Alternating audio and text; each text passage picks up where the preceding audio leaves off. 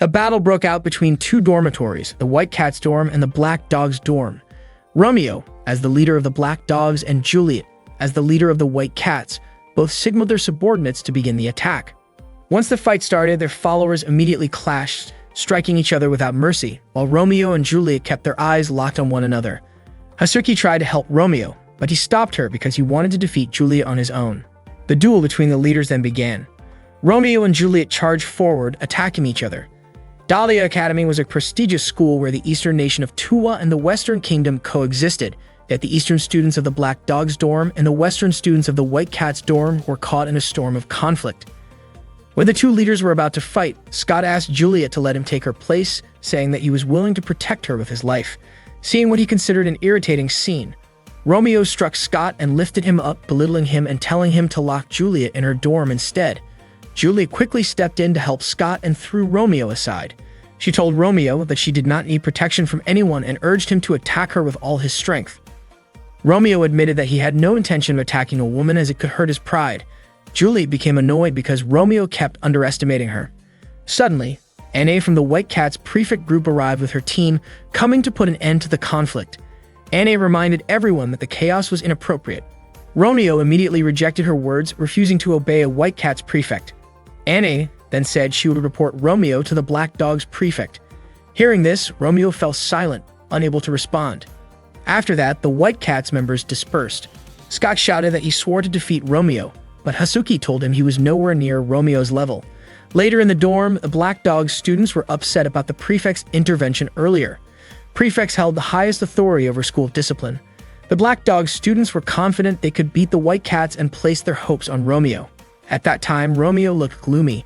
Hazuki offered to cheer him up, but her behavior only annoyed the other students. She quickly clarified that she had no inappropriate intentions toward Romeo, but without realizing it, Romeo had already walked away. Romeo was frustrated and unsure what to do.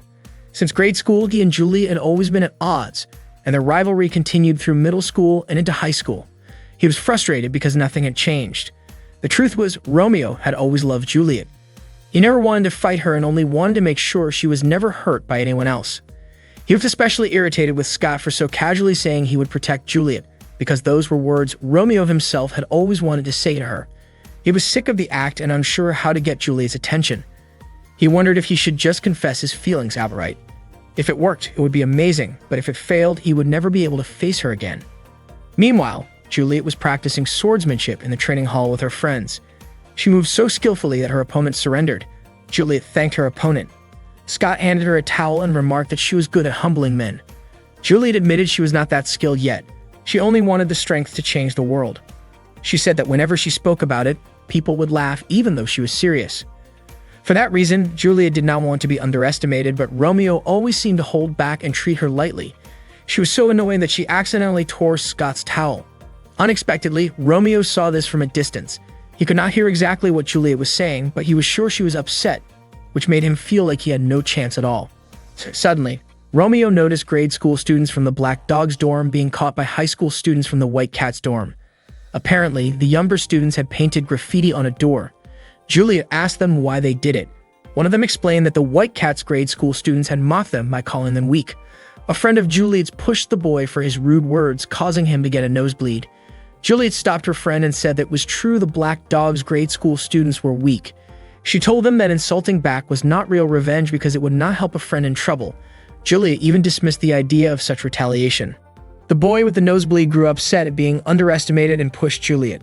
She said that this was what real strength looked like, and it turned out he was capable of doing it.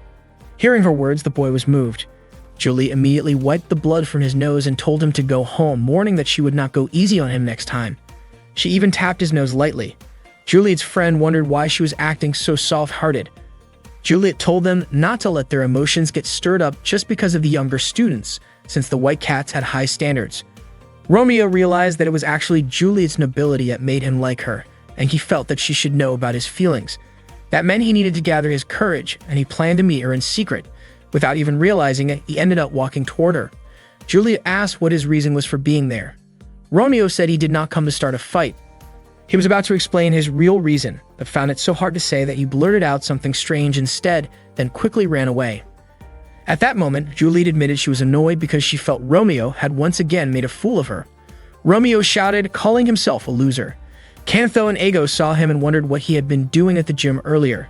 Not long after, they saw Juliet come out of the gym. From Mavo's observation, Juliet usually walked back to her dorm alone, and that was the perfect chance for them to defeat the leader of the White Cats. Cantho prepared their masks so their faces would not be recognized. Chizuru was also with them, saying that Romeo's way of dealing with the White Cats was far too slow. Juliet was walking alone toward her dorm when Ego and Cantho followed her from behind, already carrying blunt weapons. When Juliet turned around, they froze up and acted awkwardly. Even though they were wearing masks, she recognized them as Ego and Cantho. Since their cover was blown, they went ahead and attacked. Cantho swung his stick toward her, but she dodged and kicked him back. Ego then came from behind, ready to strike, but Juliet swiftly kicked him down as well. Suddenly, Chizuru sprayed pepper solution into Juliet's eyes. Ego grabbed her, holding her tightly so she could not break free, and Cantho covered her mouth with tape. Juliet had no idea why they were suddenly attacking her. But to Chizuru, this was part of the internation rivalry, and they would do anything for the Black Dogs to win.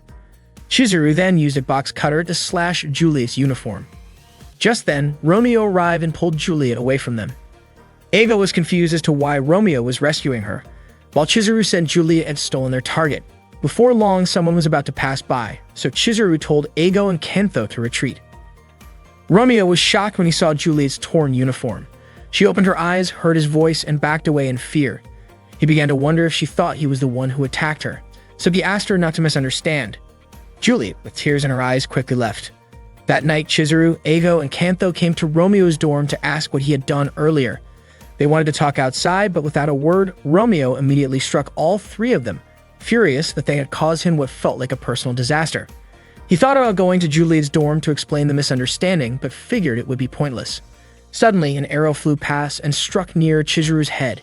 It carried a letter from Juliet asking Romeo to meet her at the fountain in the central plaza right away. Romeo went there and found Juliet already waiting, holding a sword. He was certain she wanted to challenge him. Juliet asked whether he had attacked her earlier or saved her. If he had attacked, she would fight him with the sword she carried. If he had saved her, she wanted to know why, since they were supposed to be enemies. The real reason was love, but Romeo could not bring himself to say it because he was not ready, so he decided to lie like he usually did. Juliet said that if he saved her out of pity, that was just as hurtful, because she did not want to be pitied by anyone.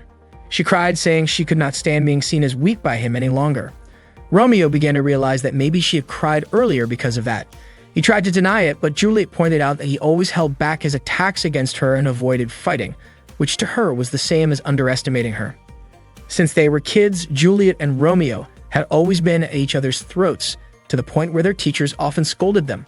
All Romeo knew about Persia was that she was the only daughter of a noble family from the Western Kingdom, but in her homeland, titles and wealth were only passed down to men. If things stayed that way, she would lose everything. Romeo eventually understood why Juliet wanted the power to change the world.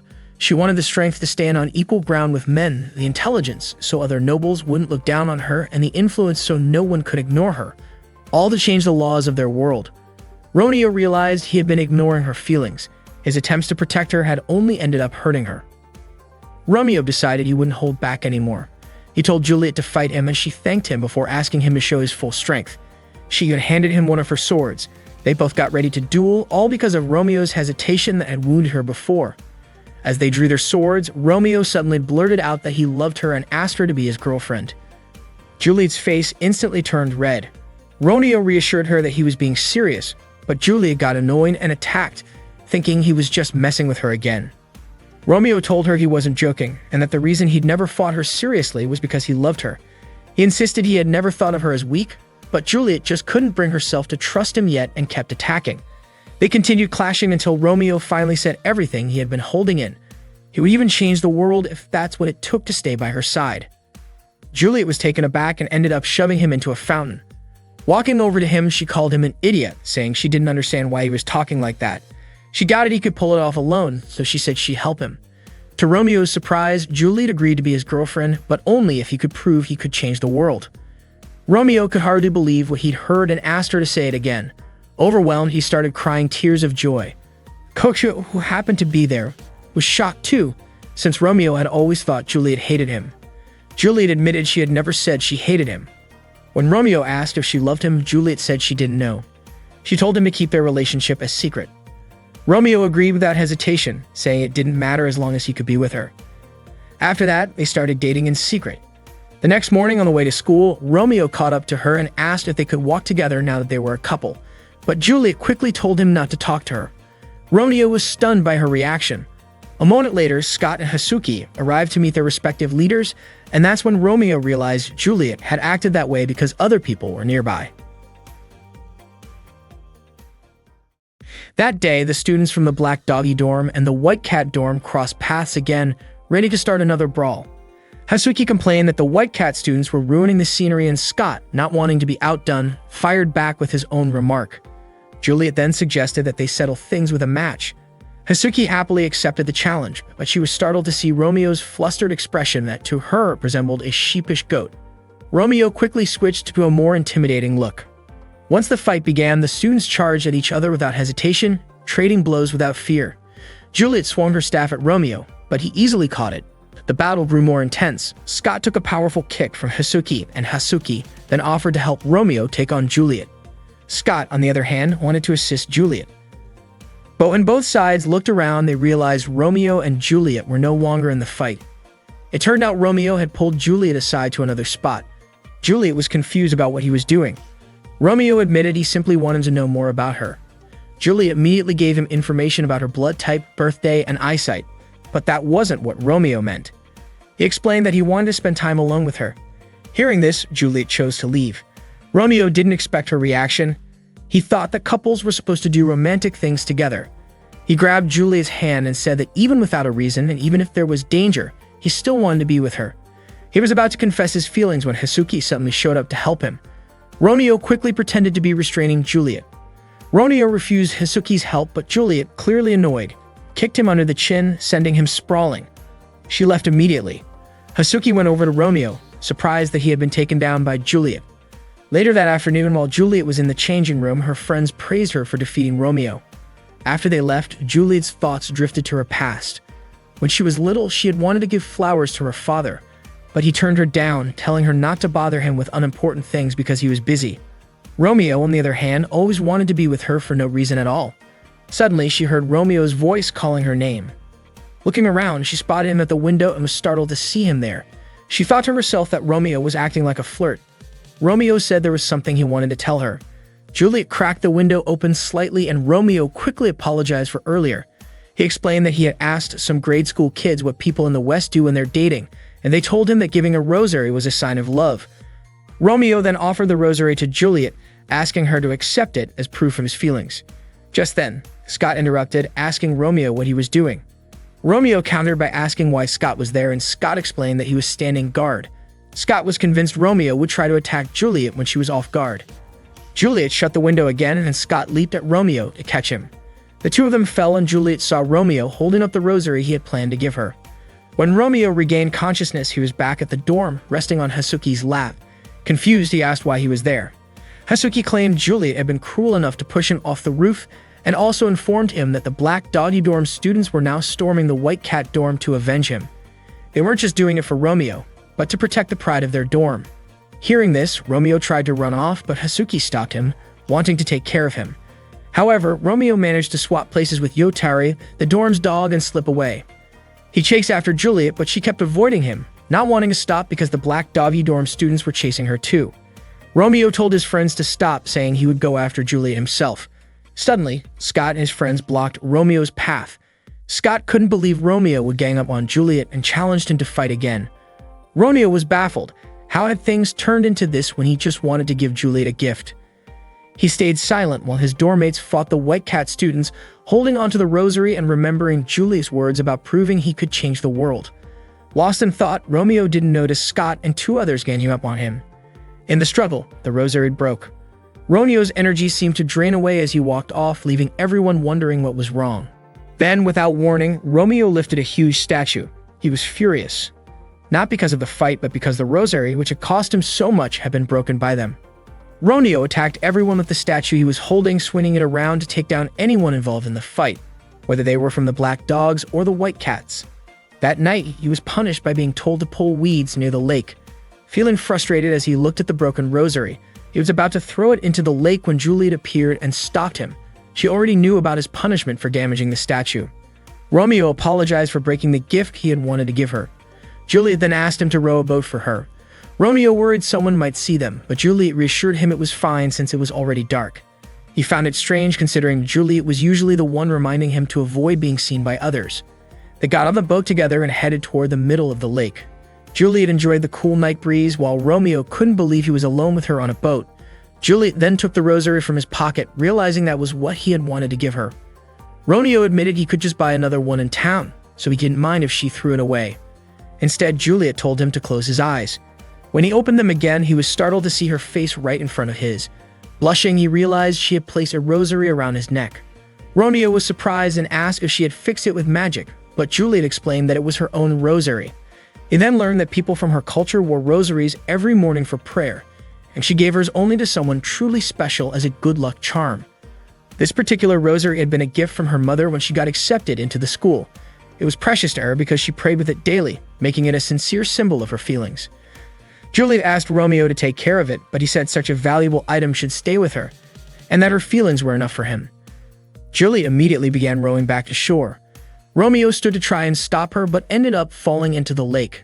Not understanding why Juliet was upset, he called out for her to help him since he couldn't swim, but she simply left. The next day at school, Romeo was searching for Juliet in the courtyard when Hasuki approached and invited him to go into town with her to visit the Dahlia Garden. Romeo refused, explaining he already had plans with someone else. Curious, Hasuki asked who he was going with. Just then, an adorable-looking boy walked up to Romeo, and Romeo quickly left with him. Only then did Hasuki realize why Romeo had never shown interest in her. She assumed he was into boys. Shocked, she fainted and was immediately taken to the student infirmary by her friends. Romeo hadn't expected Juliet's disguise as a cute boy to fool Hasuki so easily that would seem to have caused an entirely different misunderstanding. The day before, Romeo and Juliet had gone to the confessional to talk. Romeo had asked her out for the next day, since it would be the only day in May when they could leave the dorms. Juliet refused, saying it was impossible. If they had to meet in secret even just to talk, there was no way they could go on a date openly. Romeo then handed her a uniform and a wig for a disguise, both handmade by him. He was confident they could go on a date without being recognized. Juliet called him an idiot, warning that it would be dangerous if they were caught. Romeo looked disappointed, saying that if things kept going this way, they'd never be able to have a date. Seeing him upset, Juliet told him that even if Mia cried, it wouldn't change anything. Dating was impossible for them. Yet the next day, she wore the disguise and went out with him anyway. Suddenly, Scott appeared, calling out Juliet's name. They thought their cover had been blown, but Scott explained he was just searching for her because he could sense her scent near Romeo. He then ran off to look for her, hoping to invite her to tour the city. Romeo felt relieved that her disguise had worked and figured it was finally time to enjoy their date. Not long after, Romeo's friends approached and asked who the student with him was. Romeo claimed it was a relative from middle school named Chulio. His friends remarked that the name sounded strange and that the face seemed oddly familiar. To Romeo's dismay, they started blushing as they stared at Juliet in disguise. Soon, even more female students began approaching, curious about the cute boy with Romeo. As the crowd grew larger, Romeo became increasingly annoyed. They were completely ruining his date plans. They eventually arrived at Dahlia City. Both the city and Dahlia Academy had been established as a symbol of friendship between the Western nation and Tua. To Romeo's surprise, his friends had followed them there. It turned out they wanted to hang out with Juliet as well. Romeo told them they would have to defeat him first if they wanted to spend time with her.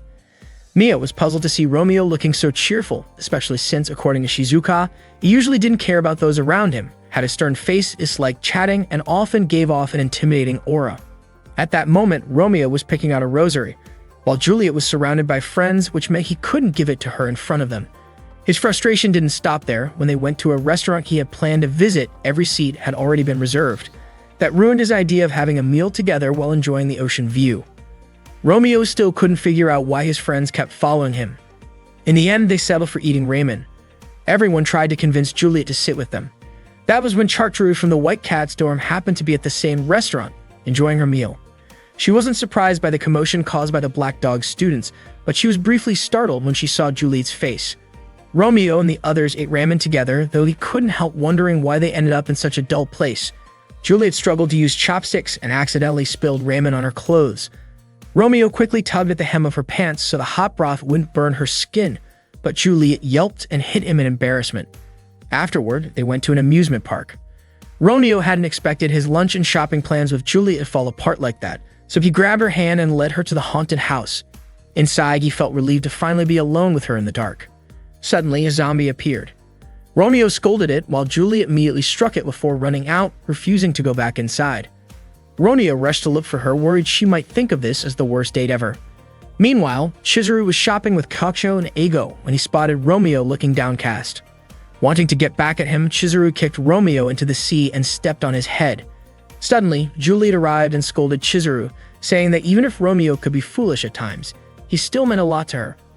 Chizuru then tried to trick Juliet into being friends, but she threw him aside without hesitation. Later, Romeo and Juliet went up to the tower to talk. Romeo had thought Juliet had gone home, but she explained she had only gone to the restroom because the wig she was wearing was making her head itch. He suspected she might be upset because their date didn't go smoothly, but she smiled and told him she had heard about how different he seemed compared to his usual gloomy self when they were together. She can wonder how someone from Tua could handle such spicy ramen. To Juliet, a date wasn't just about eating and shopping. It was about getting to know each other. Because of that, she considered their date a success. Romeo was touched by her words. Unfortunately, Scott appeared and the two started fighting again. Romeo couldn't believe how their alone time always ended that way. Unexpectedly, when Romeo and Juliet returned to the dorm, Chartreux happened to see them together. When Romeo and Juliet were spending time together, Romeo asked her to keep her schedule free for the next 3 days since that day marked 1 month since they started dating. Juliet was surprised that Romeo had actually been counting, especially since their relationship could end at any moment. For Romeo, every day in their relationship felt like a life or death gamble, and the fact that they had made it a whole month without anyone finding out made him want to celebrate together. Juliet laughed, not expecting Romeo to be the type to get carried away with emotions. When Juliet didn't immediately agree, Romeo sulked. Not wanting to see him like that, Juliet finally gave in. Just then, Scott and Hasuki walked up to them. In a panic, Romeo and Juliet started pretending to fight so their relationship wouldn't be discovered. It turned out Scott and Hasuki came to tell them that Chartreux had returned to school after taking a year off. At that moment, Chartreux asked for a driver to stop the car and told him to inform the students to welcome her. The students quickly got ready. When Chartreux arrived, the entire White Cats dorm cheered excitedly. Chartreux went over to Scott, asking him to entertain her, but then suddenly hit him in the face, saying his presence was boring her. Juliet greeted Chartreux, and Chartreux walked over to her, touching her hair. She seemed curious why none of the Black Dog's dorm students came to greet her even though she had told all students to welcome her. Romeo bluntly said he refused to do so because the Black Dogs weren't her servants. Chartreux claimed she could make him obey her. Hearing that, Romeo stepped forward, ready to confront her, but stopped when Chartreux quietly said she knew he was dating Juliet. Everyone was shocked to see Romeo freeze like that. Chartreux added that she knew about their disguise, but Romeo pretended not to understand what she was talking about. Then Chartreux showed him a photo she had taken of him and Juliet on a date. Romeo slumped to the ground, admitting defeat. Hasuki couldn't believe what she was seeing and even praised Chartreux's cunning. Romeo was stunned that their relationship had been discovered so quickly, and he knew that if things continued like this, they could be forced to break up. Chartreux approached him, saying she would keep the secret if he agreed to her condition, becoming her loyal pet. At first, Romeo refused, but when Chartreux casually mentioned that her shoulders were sore, Romeo found himself giving her a massage. He realized he had no other choice but to protect their secret. Juliet, however, looked at him with disgust. Hasuki walked up and slapped him repeatedly, trying to snap him out of it. His friends were also confused as to why he was letting himself be pushed around like this. Later, Chartreux blew a whistle to summon Romeo, warning that he had better show up by the third whistle or she would expose the dating photo. Romeo knelt down, begging her not to do that, but she didn't care. She only wanted him to be her obedient pet. She even reminded him that if the truth got out, he would lose his supporters and his popularity. Romeo knew that if that happened, Juliet would never be able to achieve her dream, leaving him with no other option. Not long after, Romeo sat alone, deep in thought, when Juliet appeared and asked why he had been alone with Chartreux earlier. She said she didn't really care who he spent time with, but his expression when looking at Chartreux seemed off. She half-jokingly asked if he preferred girls with a more noticeable figure. Romeo denied it, saying she misunderstood, when suddenly the whistle blew again. He quickly said he had to go, leaving Juliet confused about what he was really doing. This time, Chartreux ordered him to crawl and escort her to the dorm. The Black Dog's students were baffled by what they saw. Romeo suggested it would be faster if he carried her, but Chartreux insisted on treating him like her pet. even dangling a dog bone in front of him to motivate him. Romeo refused until she replaced the bone with the photo of him and Juliet on their date. At that, he sped up instantly. The Black Dog's dorm students watched in shock, and Chizuru even suspected Romeo had betrayed them, saying he deserved the harshest punishment. After dropping Charduk off, Romeo crawled back toward Juliet, leaving her stunned. He apologized for making her wait, saying there was a reason for what he was doing. But before he could explain, the whistle sounded again. Charduk asked Romeo to catch a deer for her because she was craving it. Like it or not, Romeo went along with her request, while Juliet kept waiting for him until nightfall. When Romeo finally returned to Juliet, he was covered in blood and carrying the deer. Juliet was completely shocked, but Romeo tried to calm her down. He was frustrated because Charduk seemed to be enjoying herself a little too much. Juliet then asked what the whistle sound had to do with him. Romeo couldn't give her an explanation, but he promised he would never fail to protect her. Juliet believed that Romeo would never lose and told him not to wear a face that wasn't truly his. Not long after, the whistle sounded again, and instead of stopping him, Juliet urged him to go quickly, adding that she was looking forward to celebrating their 1-month anniversary. When Romeo met Charduk, he found out she only wanted to see her pet's face. The students in the White Cat's dorm thought the Black Dogs had probably been defeated. Hearing this, Romeo didn't care. What mattered was for him to keep obeying until he could find Charduk's weakness, and he had to figure it out within 3 days before his anniversary with Juliet. Romeo was determined to pay her back for what she had done. However, when he returned to his own dorm, he discovered that his friends had thrown his belongings outside. They'd refused to let a White Cat servant into the Black Dog's dorm. Koka stated that Romeo should have faced severe punishment, but they forgave him because of Hasuki. Hasuki defended Romeo with all her might, convinced he had not betrayed Tuwa, and guessed that maybe Charduk had found some weakness of his. They warned that if Romeo was ever caught betraying them, he would never forgive him.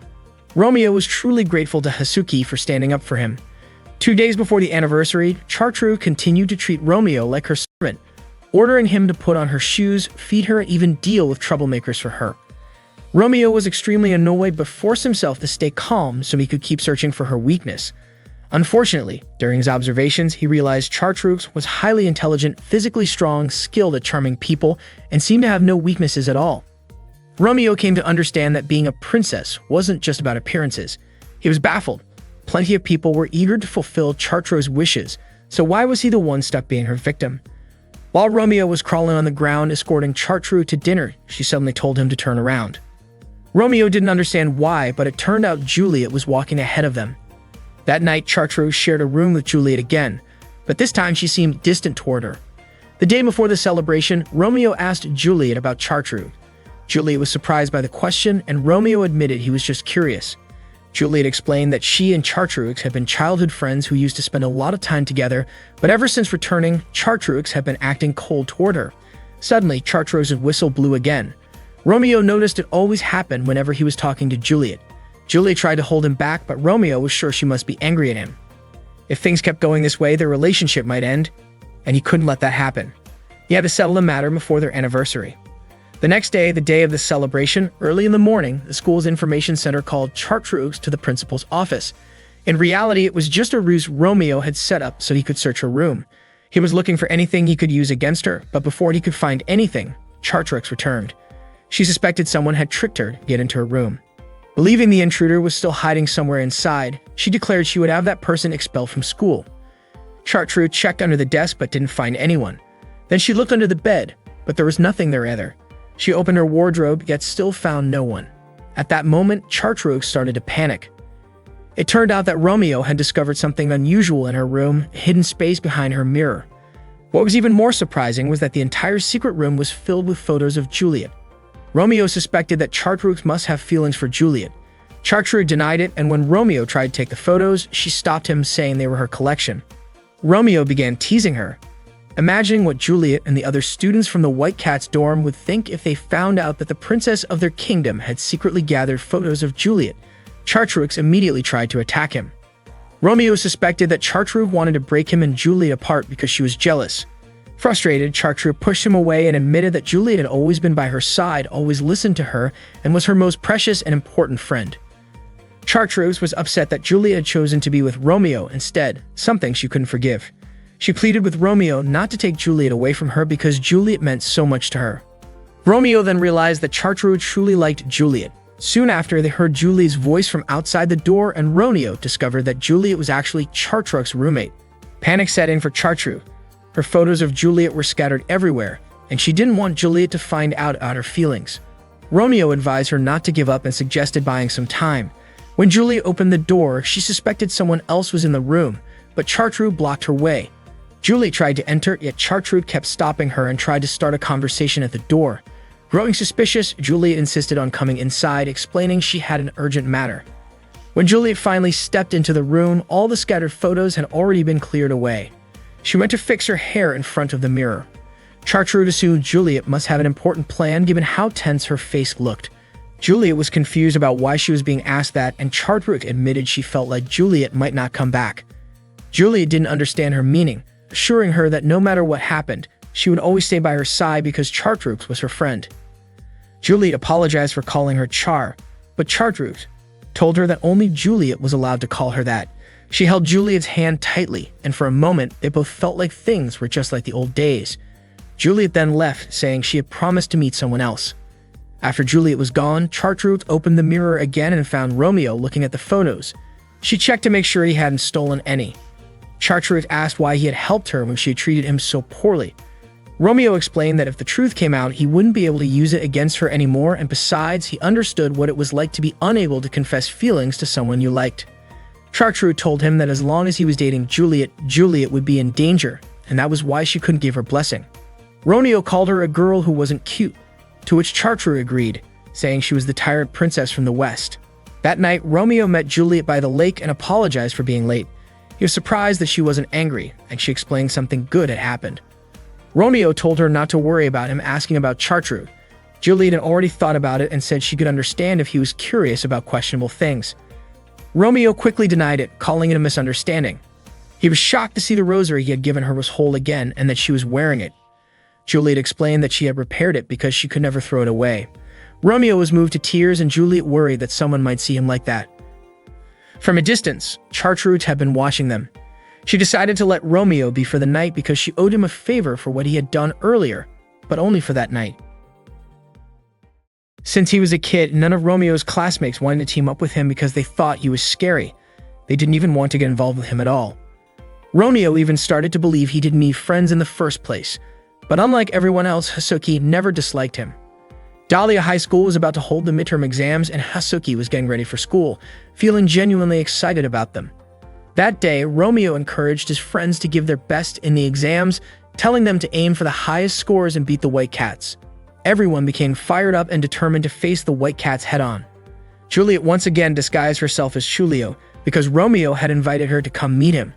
Chulio found it odd that Romeo wanted her to watch the Black Doggy dorm students study. Romeo explained that it was part of the Black Doggy study camp tradition. 3 days before the exams, they would spend 72 intense hours studying until they collapsed, and no one was allowed to leave the dorm during that period. He invited Chulio because he wouldn't be able to see her during those 3 days. Chulio scolded him, saying he should be able to restrain himself. Meanwhile, Eigo and Kantho asked Chizuru to join the study session, but Chizuru refused because he didn't want to get close to anyone.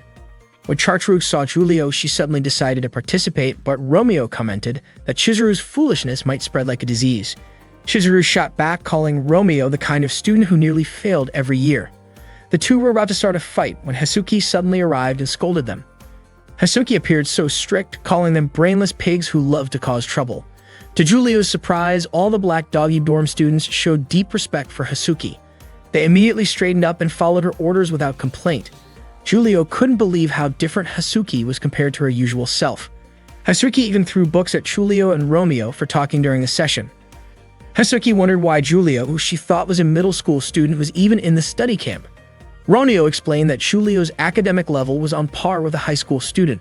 Hasuki allowed her to stay because she didn't want the camp to kick out anyone. Chulio was still puzzled about Hasuki's sudden change in personality. It turned out that whenever Hasuki wore her glasses, she took on a more serious role. Despite her strictness, she was one of the smartest people in the Black Doggy dorm and took full responsibility for making sure no one failed during study camp. Hasuki then gave the students a test to measure their knowledge. Romeo tried to show off to Julio with question number 1, but ended up falling asleep. As punishment, Hasuki pinched his eyelids to wake him up. Chizuru treated the test like a challenge to see how well he could cheat. using his phone to look up answers. Giulio immediately called him out, saying that a guy looks cooler when he faces challenges honestly. Hearing that, Kantho encouraged Chizuru to teach Giulio a lesson, but instead Chizuru broke his own phone. Kantho was baffled that Chizuru would actually listen to Giulio. He tried to tell Eigo about it, only to find Eigo doing something even stranger. He was sketching a woman's chest shape into his graph. Hazuki came over, asking them to focus on the test. After the test, she explained how to solve the problems correctly. Giulio found it strange that Romeo didn't seem to enjoy studying, and he never complained. Romeo explained that if he failed at such a prestigious school, he would be sent back to his hometown. He also said Hazuki worked hard to make sure no one failed and truly cared for every Black Doggy dorm member, so everyone felt grateful to her. That night, Romeo escorted Juliet back to her dorm. She was planning to return by passing through the underground waterway. Juliet said she had enjoyed the study camp that day since the White Cats never held activities like that. She mentioned that they wouldn't be able to see each other until the exams ended, but she didn't mean she felt lonely. After Juliet entered the waterway, Hazuki suddenly appeared, surprising Romeo. She explained that he had suddenly disappeared, so she came to find him. Romeo assured her he hadn't gone far as he was still within the dorm grounds. He thanked Hazuki for helping him understand the lessons and said he was confident he would pass because of her.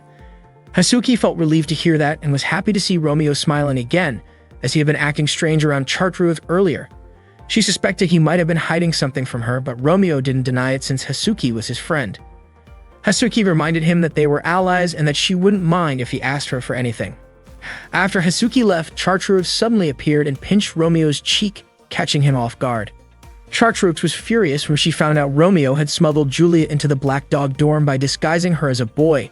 She kicked him and called him indecent. She even threatened him, warning that if he ever pulled something like that again, there would be consequences. Romeo quickly apologized, surprised that Chartreuse had still been keeping an eye on him. Chartreuse accused him of being greedy for getting close to another girl and warned him to make sure Hazuki never found out about his relationship with Juliet, because if she did, the truth could spread to everyone. Romeo disagreed, saying Hazuki wasn't that kind of person. He trusted her deeply because they had known each other since grade school. But to Chartreuse, the fact that he had kept the relationship a secret for so long actually proved he didn't fully trust Hazuki. Romeo denied that, saying that everyone has their own secrets.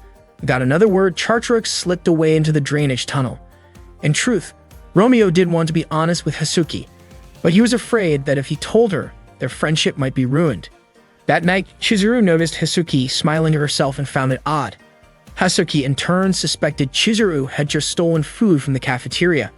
Chizuru handed her an apple and guessed that Hazuki's dedication to the Black Dogs was actually for Romeo's sake. Hazuki's face turned bright red. Chizuru couldn't help but wonder what she really saw in him. Hazuki explained that when she was younger, she had trouble socializing with other kids and spent most of her time studying. Back in grade school, Romeo once complained about his bad grades, so she pointed out his mistakes on a test. Romeo called her a genius and kept asking her to tutor him. Eventually, he got much better grades. He thanked her and asked if they could be friends. From that moment on, Hazuki began to change. She was happy to be useful to Romeo and wanted to stay by his side. Chizuru realized that this was the reason Hazuki had started her training camp. After that, Chizuru went back to her room. Romeo, who had overheard the entire conversation, stepped inside. Hazuki was shocked and embarrassed that he had heard everything. He asked why she was going so far for him, and she admitted it was because she liked him. Romeo was taken aback. He realized that Hazuki was his very first friend, and knowing her feelings made it even harder to keep hiding his relationship with Juliet. Hazuki felt relieved to finally say it. Gathering his courage, Romeo told her that he was dating Juliet. While he appreciated her feelings, he couldn't return them. Hazuki hadn't expected that answer. She even wondered if Juliet was just using him like Chartreuse had implied, but Romeo insisted it was his own choice. Suddenly, Hazuki shouted as if she was about to announce it to everyone. Romeo panicked and quickly covered her mouth. She struggled to break free, saying she was just shocked by what she had heard. Romeo was surprised. He had believed she would understand if he explained it to her. Hazuki then hugged him and draped a white kimono over his shoulders. Romeo swore he never intended to betray the Black Dogs. Hazuki reminded him of their dorm's rule. If someone fell in love or got into a relationship with a white cat, they had to take responsibility in the most extreme way. She reached for the Tuwa sword, saying that even though she was sad, a rule was still a rule and she was willing to follow it herself. Romeo, startled, asked if the sword was just a replica, wondering why so many girls in the school loved carrying swords. He still believed Hazuki wouldn't really hurt him. But Hazuki being Hazuki, wouldn't let him deceive the black dogs. She declared she would deal with him herself if she had to. Romeo bolted. He had completely misjudged the situation. He never expected Hasuki would end up hating him. She chased after him, shouting his name. The commotion woke Kantho and Eigo, who were confused about why Romeo looked so terrified. Moments later, Hasuki caught up, brandishing her sword. In the chaos, the swing of her blade shredded Kantho and Eigo's clothes. Romeo smashed through a window to escape, but Hasuki kept up the pursuit. Not long after, Chizuru woke up from the noise. She was stunned to see Kantho and Eigo standing there without their clothes. She quickly rushed back into her room and locked the door. Meanwhile, the ruckus reached Juliet, who looked out her window. It didn't take long for her to spot Romeo sprinting across the courtyard, desperately trying to get away from Hasuki. Juliet was startled and quickly closed the curtains, unable to understand what Romeo had been doing just moments earlier. Meanwhile, Hasuki was still searching for Romeo in the garden behind the dorm. At that time, Romeo could only hide by hanging onto a tree branch. Before long, Juliet approached him and asked what was going on. Juliet was shocked when she learned that Romeo had told Hasuki about their relationship. Romeo apologized for not informing her first, explaining that he had only wanted to be honest with Hasuki. However, he had overestimated how understanding Hasuki would be. Still, Romeo promised he would find a way to resolve the situation. Before they could talk further, Hasuki pointed her sword at Romeo and asked if it was true that he and Juliet were dating. Romeo asked her to listen to his explanation, but Hasuki, overcome with emotion, swung her sword. Romeo dodged and jumped toward Juliet. Seeing them close together only made Hasuki angrier, and she attacked Juliet. Fortunately, Chartuv appeared in time to block her. Romeo quickly restrained Hasuki while Juliet asked why Chizuru was there.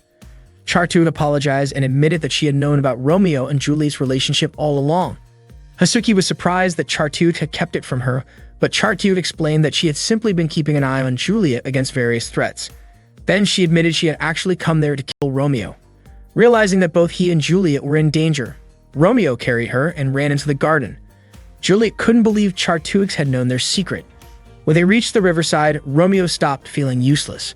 He spoke about how he had always claimed he wanted to change the world, that he couldn't even convince one friend, and worse, he had put Juliet in danger.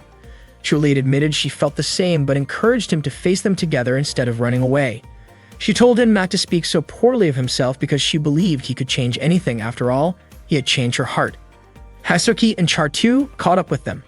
Hasuki asked if Romeo was ready to accept his fate, and he agreed. She declared that he had broken the Black Dog Pact and had to be punished. Hasuki charged forward, swinging her sword at him. At that moment, Romeo told her it didn't matter how much she hated him, he still considered her a good friend. Hearing that, Hasuki's mind flashed back to their first friendship as children, and tears welled in her eyes. The sword struck Romeo's head but only left a minor injury. Romeo had suspected all along that the sword was just a replica. Hasuki broke down in tears. Suddenly, Juliet slipped and fell into the river.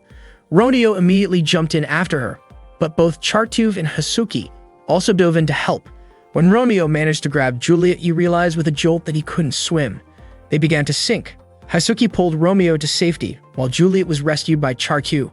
Juliet felt guilty, realizing how much trouble she had caused that day. Hasuki scolded Romeo for jumping in when he couldn't swim. Romeo explained that he had done it because Juliet was in danger. That was when Hasuki understood. Romeo saw Juliet the same way she saw Romeo.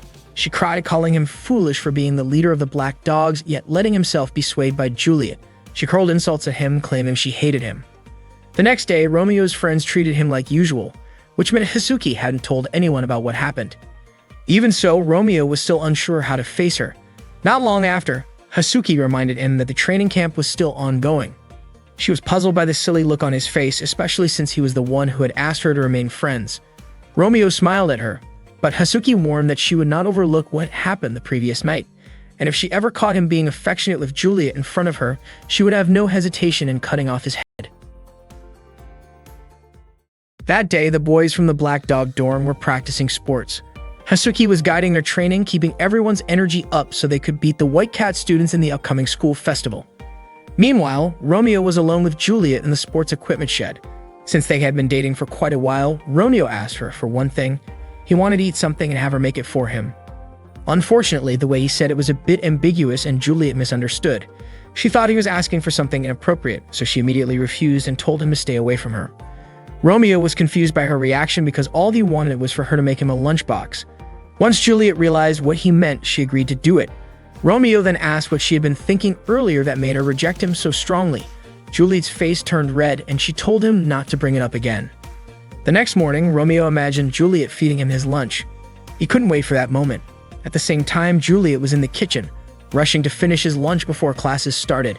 She hadn't expected making a lunchbox to be so difficult. One of the kitchen staff, an older woman, came over after hearing the noise Juliet made while cutting fish. Not long after, the cake Juliet was baking finished, but it was completely burnt. She apologized for the trouble, but the kitchen lady reminded her to rest since she had already been cooking all night. Juliet refused, saying class was about to start. The oil on the stove was already hot, so the kitchen lady quickly turned off the heat. Then a spark came from the microwave. Juliet had accidentally left a spoon inside. Everything she made ended up burnt. Still, Juliet was certain Romeo was eagerly waiting for her homemade lunch. Later, Juliet handed the lunchbox to Romeo while they were near the animal pens. When he saw what was inside, he was surprised that she had made something that looked so delicious. Juliet looked a little down, then asked him to open his mouth so she could feed him. Romeo refused, saying it would be embarrassing. She insisted until he gave in. Just as he opened his mouth, Chartreus's shoe landed right in it. Romeo was irritated and confused by what Chartreuse was doing. Chartreuse explained that she had never eaten Juliet's cooking before, so she wouldn't let Romeo have it. She grabbed the lunch and ran off. She climbed a tree, but when she tried to jump to another branch, her clothes got caught and the lunchbox flew away. At that moment, Scott was training to improve his running speed. The lunchbox landed right on his head. Juliet apologized and told him it was hers. When Scott opened it and saw it had 2 portions, he assumed Juliet had made it for him after learning he had been secretly training for a race. He invited her to share it with him, but before she could answer, Romeo's kick hit him on the head. Romeo managed to take the lunchbox back. Scott accused Romeo of stealing it just to mock him, and Romeo admitted it. Juliet tried to step in to settle things, but Scott stopped her, saying he wanted to teach Romeo a lesson. Juliet couldn't believe they were about to fight over a lunchbox, but Chartreuse seemed to be looking forward to it. Scott attacked and grabbed the lunchbox, but Romeo pulled his hair and kicked his chest, taking it back again. Romeo even called Scott weak, which made him even angrier. Scott countered with a strong attack that knocked Romeo back, allowing him to grab the lunchbox again. Scott declared that protecting Juliet was his duty because she had once helped him when he was lost. Romeo said he didn't care about Scott's past, then uprooted a large tree and dropped it toward him. The lunchbox went flying once again. Romeo chased after it, desperate to get his lunch, but it fell into the pig pen, and the pigs devoured it instantly. Romeo was shocked to see Juliet's hard work vanish in seconds. Scott was upset, and even Chartreuse felt guilty since she had started the whole mess. Scott cried because he couldn't protect Juliet's lunch. Chartreuse pulled him away, saying she wanted to spend time with him. Romeo blamed himself for wasting all of Juliet's effort, but Juliet told him she was the one who should apologize. She admitted she hadn't actually made it. She couldn't cook, so she had asked the kitchen lady to make it instead because she didn't want to disappoint him. Romeo was stunned to realize he and Scott had fought over something the kitchen lady made. Juliet then offered him some cookies she had tried baking herself, even though they hadn't turned out well. Romeo gladly accepted them. She warned him not to expect much from the taste since she had overbaked them. Romeo ended up eating the burnt cookies. Even though they tasted terrible, he kept eating them and said they were delicious. Juliet hit him repeatedly as he continued eating her cookies, but Romeo just laughed and told her she was simply a girl with normal weaknesses. In his mind, Juliet should have just admitted that she couldn't cook, but she wanted to be seen as perfect. Romeo told her to just relax when she was with him, especially since they were secretly dating and nobody knew about it. Juliet promised that next time she would make him a proper lunch and would practice making it when she got home later. Meanwhile, Scott was being treated like a pet pig by Chartreuse and shouted for Juliet to save him. The next day, the White Cats were training under Hisuki's lead. They were incredibly coordinated and full of energy, which surprised Romeo. He couldn't understand why they were so determined to beat the White Cats, and it reminded him of the past. Back then, the White Cats had already been running since morning and were completely exhausted, but Hisuki still told them to keep running. When they complained about being tired, Hisuki, Shizuka, and Nia acted cute and encouraged them, saying their reward would be cold drinks and having their sweat wiped away. Hearing that, the students got fired up and kept training. That's when Romeo realized they were all being driven by attraction. Chizuru arrived with Eigo and Kento, wondering why everyone was so fired up. Romeo was surprised to see that for once, Chizuru agreed with him that the sports festival was a hassle. But Chizuru explained that he simply didn't want to lose to the White Cats and even planned to win by cheating. They discussed placing banana peels during the eating contest and slipping sleeping pills into food to sabotage opponents. Romeo couldn't believe they were taking it that far. Shizuku then banned Romeo from entering any competitions, blaming him for the Black Dog's loss in last year's festival. The two started arguing again, and Hasuki noticed. Nea teased Hasuki for watching Romeo, asking why she hadn't been chasing after him lately like she used to. Hasuki admitted she wasn't sure what to do anymore. Shizuka brought up a popular school myth that if someone won the MVP title at the sports festival and danced with their chosen partner during the closing ceremony, they were guaranteed to become a couple. Shizuka suggested Romeo should dance with Hasuki at the event. Hasuki immediately covered Shizuka's mouth and scolded her. Romeo, thinking the dance meant some kind of traditional folk dance, agreed without hesitation if that's what Hasuki wanted. Hasuki laughed and walked away, while Romeo remained completely unaware of the real meaning behind the myth. The White Cat dorm students continued their training together, chanting cheers that mocked the Black Dogs. Scott was convinced he could win the MVP title and planned to ask Juliet to dance with him at the closing ceremony, which according to the myth would make them a couple. Romeo, irritated by the White Cat's mocking chants, kicked Scott in the head. He couldn't understand why everyone was so hyped over such a silly festival. Scott reminded Romeo that he was the criminal who ruined the 100-meter race in last year's festival and sarcastically asked if he planned to help the White Cats shine again like the year before. Romeo, annoyed by the insult, swung his fist at Scott, but before it landed, a girl named Somali caught it with one hand. Somali admitted she was impressed by Romeo's punch. Abby then told Somali to behave more gracefully. Abby was very popular among the girls, and Somali asked him to praise her for stopping Romeo's punch. Romeo didn't even know who Abby or Somali were. Abby called him out for being out of touch, saying they'd been at the same school for 10 years. Abby introduced himself as a model and the school's #1 most attractive guy, while Somali claimed to be his girlfriend. Shigen said they had made a promise about their future together, but Abby denied it, calling her a dreamer. Abby then turned to Juliet and asked her to go out with him if he won the MVP title. Juliet immediately refused, saying she disliked shallow guys like him. Suddenly, Abby felt an intense, intimidating aura from both Romeo and Scott. Somali suddenly attacked Romeo, thinking he was an enemy of Abby. Romeo was ready to fight back, but Juliet stepped in and stopped him. She asked everyone to calm down and suggested that they settle things at the upcoming sports festival instead. Abby was puzzled by how angry Romeo seemed and wondered if maybe Romeo had fallen for his good looks. Romeo shot back by saying Abby was like a little brat. Abby then vowed to crush Romeo at the sports festival. Suddenly, Somali walked up to Abby and asked if he liked her. Abby responded that there was no way he would ever be interested in a gorilla-like girl like Somali. After that, Abby said goodbye to Juliet and left. Romeo claimed he didn't care at all about the sports festival. When he returned to the Black Dog dorm, Romeo once again found his friends fired up for the event. Out of nowhere, an arrow flew past him. Attached to it was a note saying that Juliet was waiting for him at the field at 5 a.m. the next morning because she wanted him to help her practice for the three-legged race. The three-legged race was a competition where two people had one of their legs tied together and ran while holding each other's shoulders. That meant shoulder-to-shoulder contact and legs moving in sync, something that already made him overly self-conscious just thinking about it. The next morning, Romeo met Juliet at the field. She asked if he had slept well and told him she wasn't very good at the three-legged race. Feeling flustered, Romeo ended up blurting out a comment about her hairstyle, saying it looked really good on her. Juliet then quickly tied their legs together. Romeo's heart started pounding, and in his nervousness, his eyes wandered where they shouldn't have, making him quickly cover his face in embarrassment. Juliet told him to place his hand on her shoulder, but because of their height difference, Juliet's body was slightly lifted. In the end, she decided to wrap her arm around his waist instead. Romeo felt his face heat up even more, struggling to keep his composure. Romeo encouraged Juliet for the upcoming festival. She explained that if she could win the MVP title, it would help boost her appeal in the eyes of the Western students and her father. Romeo's motivation kicked in. Realizing that Juliet was counting on him, he decided he had to meet her expectations. They trained together with great enthusiasm, running all the way to the finish line. Their movements became so in sync that Romeo began doubting Juliet's claim that she was bad at the event. Juliet admitted it was because they started off well and Romeo matched her pace perfectly. She asked if he felt more confident now, reminding him that in the previous sports festival, the score between the Black Dogs and White Cats had been tied, with the 100-meter race serving as the tiebreaker.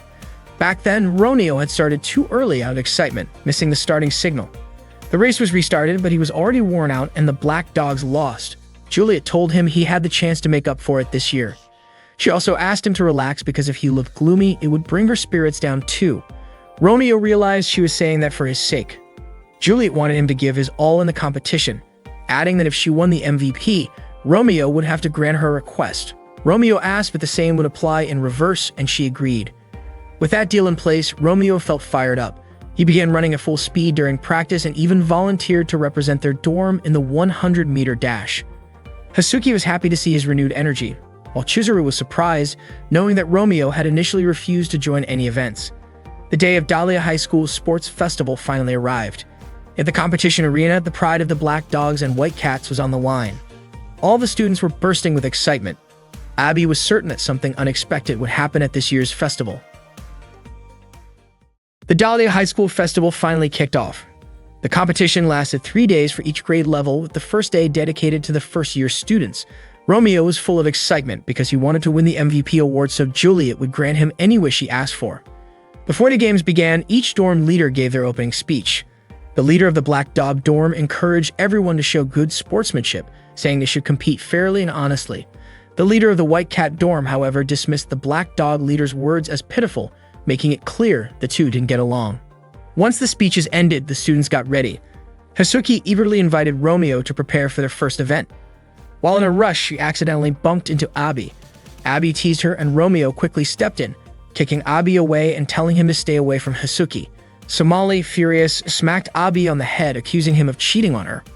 The Black Dog students were shocked that Abby would dare to tease their goddess. Somali kept hitting and scolding him while the others looked on.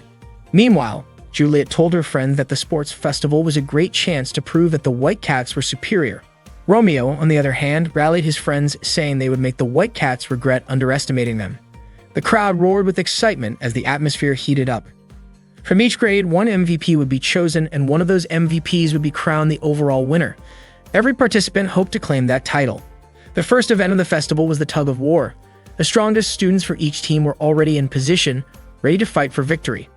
As soon as the referee's starting pistol fired, both teams pulled with all their strength. The Black Dog team's power was unexpectedly fierce. Scott was confused as to why his team felt so weak, but Abby admitted he had never trained his body. He stayed calm, though, saying their team's anchor was incredible. That anchor turned out to be Somali. Even Romeo hadn't expected her to have such incredible strength, strong enough to face the Black Dog team on her own. The Black Dogs struggled against her, but then Abby praised Somali mid-match. Overjoyed by the compliment, Somali's face lit up, so much that she didn't realize she had let go of the rope. Her teammates were frustrated, but Somali remained blissfully happy. As a result, the Black Dog team won the match. The second event was the relay race. Chizuru told Chartreuse he wouldn't hold back. Chartreuse just smiled and Juliet cheered her on. When the starting signal rang out, everyone sprinted forward. Chizuru quickly took the lead, and when he reached a long bridge, he scattered sharp glass on the ground to slow Chartreuse down. But instead of running, Chartreuse was being carried on a litter by other students. Sitting comfortably and sipping tea, she didn't seem interested in racing herself. Her teammates were annoyed that she refused to run on her own, but Chartreuse explained she didn't want to get tired.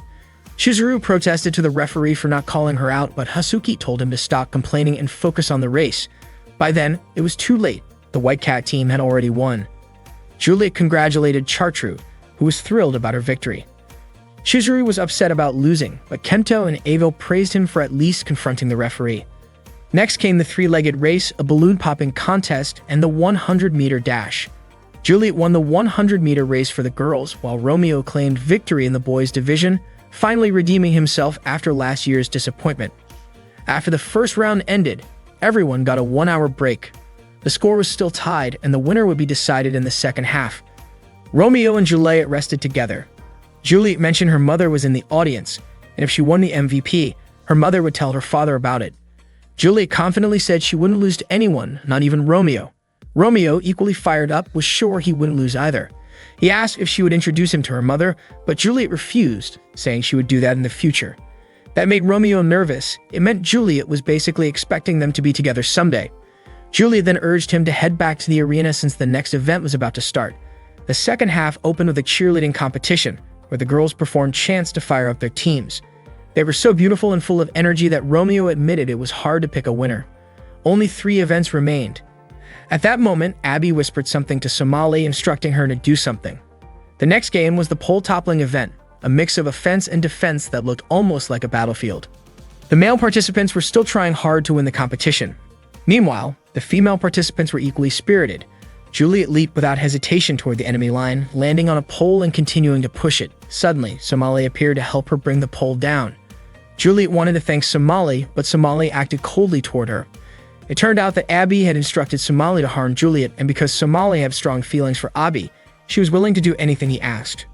Chartreuse was shocked to see Juliet in danger. At that moment, the White Cat Girls team managed to bring down their pole and claimed victory. The boys' team managed to bring their pole down at the same time, resulting in a tie. At that point, the White Cat team had a score of 300, while the Black Dog team had 250. The White Cat's lead was largely thanks to Juliet and Somali's teamwork. Chartreuse hurried over to Juliet to check on her, but Juliet acted as if nothing had happened. After that, a mixed-gender relay race took place. If the White Cats won this race, their team's overall victory would be practically guaranteed. Hasuki and Juliet took the role of anchors in the relay. Hasuki confidently stated that she would not lose to Juliet. The runners were entering the final leg, and the race grew increasingly intense. The batons were handed to the anchors, and Hasuki and Juliet sprinted as fast as they could, cheered on by their supporters. Hasuki led the race with fiery determination, but Juliet soon overtook her, causing the spectators to cheer loudly. However, Romeo felt that something was wrong with Juliet. His concern proved correct. Juliet suddenly fell, and Hasuki stopped immediately upon seeing it. Romeo rushed to her side, but Chartreuse held him back, believing that Romeo might corner Juliet further. Chartreuse understood what Romeo was feeling, but asked him to remain restrained. The White Cat students approached Juliet. Scott suggested calling a stretcher, but Juliet refused, scolding Scott for overreacting. She explained that she had simply slipped. Abby arrived, blaming Juliet for ruining the White Cat's hard work. Scott grew frustrated and scolded Abby for speaking so carelessly. Abby's subordinates continued to provoke the crowd, causing some spectators to blame Juliet, which made her increasingly upset. Unable to tolerate the insults, Romeo yelled at them angrily. Chartreuse suspected that Abby had done something to Juliet, but Abby denied it. Chartreuse promised that Abby would regret his actions. He then took Juliet to the student infirmary, leaving Romeo only able to watch helplessly. Everything had gone according to Abby's plan. His next mission was to defeat Romeo in the cavalry competition. Juliet's leg was bandaged, and she could not continue competing due to bruises and scratches on the back of her leg. Romeo blamed himself for not being by her side when she fell and for not being able to help. Chartreuse noted that it was not an accident. He had seen Somali step on Juliet's foot, acting on Abby's orders. Chartreuse was certain it was part of a scheme to bring down Juliet's faction. Lacking proof and authority, he asked Romeo for help. At that moment, Juliet felt weak and believed that weak people could not possibly change the world. Tears streamed down her face. Suddenly, Romeo asked Juliet to watch the next match and requested that she wipe away her tears. He wanted her to see him defeat Abby. The next match was the cavalry competition, which would also determine the overall winner, as the scores of the Black Dog and White Cat teams were tied. Chizuru asked Romeo to bow because he had been chosen to be the horse in the competition. At that time, both the White Cats and the Black Dogs had a score of 300, so whoever managed to endure until the end would win the entire contest. Abby planned to use every trick to secure victory. As the match was about to start, Hasuki cheered for Romeo, but Romeo's team was still not ready. Suddenly, Romeo climbed onto Chizuru's shoulders. The match began, yet Romeo's team had still not moved. Chizuru repeatedly urged Romeo to get down. Romeo pleaded with Chizuru to let him confront Abby. Eigo and Kento were surprised, as Romeo usually did not beg Chizuru, but Chizuru still refused to comply. The match began with Hasuki's team dominating as they managed to collect many ribbons from the opposing teams. Scott approached Hasuki, determined to win on behalf of Juliet. He reached for Hasuki's ribbon, but his hand accidentally brushed against Hasuki's chest. Hasuki quickly blocked him and accused him of inappropriate behavior. Scott immediately defended himself against the accusation. Abby's team realized just how strong Hasuki's team was, but Abby was confident that their victory was still within reach.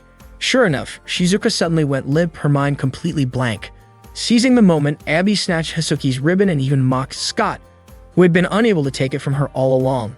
Hasuki was frustrated at losing the match. One by one, the Black Dog team started falling, and Hasuki felt that something was wrong. Abby could only smile as his opponents faltered. Kento and Eido suddenly fell asleep, while Romeo remained on top of Chizuru. They continued to quarrel as usual, never able to see eye to eye. Abby's friends were puzzled as to why Kocho and Eigo had fallen into such a deep sleep. since the amount given to them should have only made them slightly drowsy. Abby calmly stated that he was the one controlling the match. By now, only 3 Black Dog teams remained against 10 White Cat teams. Romeo found himself in a precarious position surrounded by White Cat teams. Chizuru hesitated to move, refusing to act as Romeo's mount. Suddenly, Julio shouted to encourage the Black Dog teams, while Chartrude criticized Julio for failing as a White Cat leader. Romeo did not expect Julio's support, and to his surprise, Chizuru's spirit seemed to rise as well, inspired by the belief that Juliet was cheering him on. With newfound energy, Chizuru moved swiftly, allowing Romeo to snatch Scott's ribbon just as Scott's team was about to take it. Chizuru reminded Romeo not to slow her down. The White Cat teams closed in, attempting to take Romeo's ribbon, but even without making eye contact, Romeo and Chizuru's combined strength was unmatched in their grade. If they worked together, no one could stop them. Romeo continued collecting ribbons until only his team and Abby's team remained. Abby felt confident they would win due to their numbers, but suddenly, 2 of Abby's team members went down. It turned out that Eiko and Kento had used a mild electric shock to incapacitate Abby's subordinates. Abby tried to report this to the referees, but Chizuru revealed that he knew Abby had orchestrated all the traps. Earlier, someone had distributed drinks to the White Cat students, and Chizuru discovered that the drinks contained a sleep-inducing substance. He had interrogated the distributor and confirmed that Abby was behind it. Chizuru deliberately did not report Abby because he wanted to witness the destruction of the pride of someone who arrogantly tried to bring others down. Abby looked terrified, but Somali reassured him that she could protect him. Somali then kicked Romeo, but he easily caught her leg. Romeo felt furious seeing Somali's sharp shoes intended to harm Juliet. Abby felt insulted that his trick was called cheap and shared his past of being belittled, criticized, and blamed. He explained that someone weak often had no choice but to resort to cunning. Abby's goal was to defeat Juliet and Romeo, become the MVP, and gain recognition from the elites. He was determined not to lose at any cost. Abby struck at Romeo, but Romeo effortlessly caught his face. Romeo admitted he was fed up with Abby and then threw him out of the arena, shocking the spectators. The organizers announced that the Black Dog team had won, but Romeo refused to accept the victory. He admitted that defeating someone like Abby did not make him feel like a true winner, and there was still someone he had yet to face, Juliet. Romeo shouted, challenging Juliet, declaring that he would not acknowledge victory until he had defeated her. Chizuru was surprised at Romeo's reckless thinking, while Juliet was moved by his words, wondering what exactly was going through his mind. Unexpectedly, Juliet asked Chartrude for assistance in the match. With the approval of both families, the outcome of that year's sports festival would ultimately be decided by a cavalry match between Romeo's team and Juliet's team. The cavalry match between the Black Dog from Romeo's team and the White Cat from Juliet's team had been approved by both dormitories. The match would determine the winner of that year's sports festival. Friends from both dorms were hoping their teams would win. The organizers labeled Romeo as cunning for pushing Juliet to compete despite her injury. Romeo, however, knew that Juliet was not the type to give up just because she was hurt. Juliet, on her part, was determined to make Romeo regret challenging her. Chartreux noticed that Juliet was pretending to be strong even though just standing was causing her pain. When the match began, Romeo tried to grab Juliet's ribbon. Juliet realized that Romeo was giving her a chance to show her skills. Earlier, Juliet had wanted Romeo to fight seriously, and she was confident that she could beat him. The match was extraordinary because neither of them gave the other any advantage. When Juliet felt pain in her injured leg, she summoned all her strength to attack Romeo. They continued fighting fiercely, making the audience tense with anticipation. The spectators shouted encouragements for Juliet to defeat Romeo. Surprised by the overwhelming support, Juliet did not expect so many people to cheer for her. Romeo, meanwhile, did not anticipate that the crowd's opinion could change so easily, especially since Juliet seemed exhausted. Juliet pointed out that Romeo was already panting heavily. During a moment when Romeo attempted to grab the ribbon on Juliet's arm, he accidentally grabbed her chest. Everyone watching was shocked, and Juliet's face turned bright red from surprise and embarrassment. At that moment, Romeo began to nosebleed and fell down. The incident stunned the audience. Romeo could hardly believe he had just touched Juliet and still felt the soft, pliable sensation.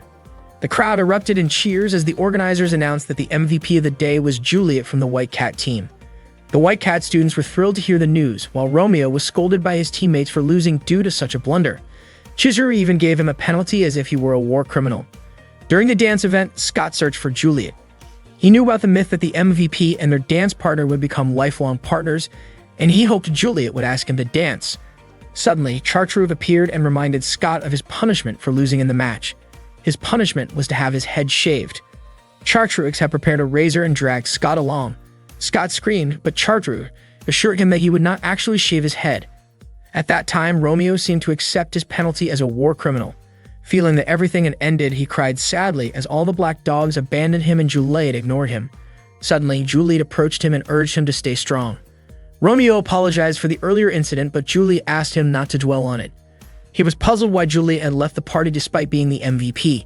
It turned out that the person she wanted as her dance partner was not at the party. Juliet asked if Romeo knew about the sports festival myth. Romeo did not. She then requested him to be her dance partner, and he agreed. Juliet explained that her request was their promise if she won MVP. Romeo admitted he did not know how to dance in the Western style. Juliet offered to dance in the Thawa style instead, especially since her leg was still sore. Romeo demonstrated his dance moves, and Juliet smiled as she remembered how he had asked her to watch the match to see how he defeated Abi. Romeo took Juliet's hand to invite her to dance. Juliet smiled and thanked him. Her smile surprised Romeo. Juliet promised to return his kindness and said she would always protect him no matter what happened. Romeo asked her there was no need to do that. Juliet then imitated the Thawa dance moves Romeo had shown her. Although the movements seemed strange to her, she found them interesting. A month later, all the prefects gathered to discuss that year's sports festival. The final results were as follows. Class 3, the Black Dogs, won. Class 2 was tied, and Class 1, the White Cats, won. Overall, the matches ended in a draw. Kate, the White Cat prefect, asked why the discussion was happening now, a month after the festival. The Black Dog prefect explained that there was information that could not be ignored, as several issues had occurred in Class 1 on the first day of the match. Kate was curious about what kind of issues had arisen. The Black Dog prefect told her not to play dumb since they already knew. Kate laughed and commented that the mischievous kid Romeo was the reason the Black Dog team had faltered in the rematch. She was surprised that the problem was only being brought up when the Black Dog prefect revealed that the issue in Class 1 had been caused by a faction within the White Cats. Annie stated that Abby was found guilty, immediately lost popularity, and her faction was disbanded. The Black Dog prefect reminded everyone that as prefects, they had the duty to protect all students and should conduct joint supervision. However, Kate arrogantly refused to listen, insisting that all White Cats were exemplary students and suggested that the Black Dog prefect should keep Romeo restrained. The head prefect of the Black Dog dorm realized that discussing the matter with the White Cat prefect was only a waste of time and energy. He smashed the table and challenged her to a fight. Kate nicknamed him short-tempered, but NA thought it was actually Kate who had prolonged the discussion, and she wished that Kate would stop breathing forever. When Kate heard this, he asked if Annie was telling him to die. Koku laughed and called them petty people arguing. Romeo had a fever and Hasuki was taking care of him. She checked his temperature. Romeo was sick because he had spent a month acting like a servant for an entire dorm, carrying books and cleaning bathrooms. Hasuki realized that anyone would get stressed doing that, and it turned out Romeo was very sensitive. She picked up the towel Romeo had dropped, intending to use a fresh one to wipe his forehead. But when she heard Romeo mention Juliet's name, she squeezed the water onto his face instead. Hasuki realized that the one who should be pitied was herself, since Romeo liked Juliet and he had rejected her feelings. Holding on to those feelings felt pointless. Suddenly, one of Hasuki's friends asked her for help in a fight. The last time Romeo had a fever was when he was a child. At that time, when his body was weak, his heart felt weak too. He desperately wanted to see Juliet, and he had not seen her since the sports festival. He did not want Juliet to see him in such a vulnerable state.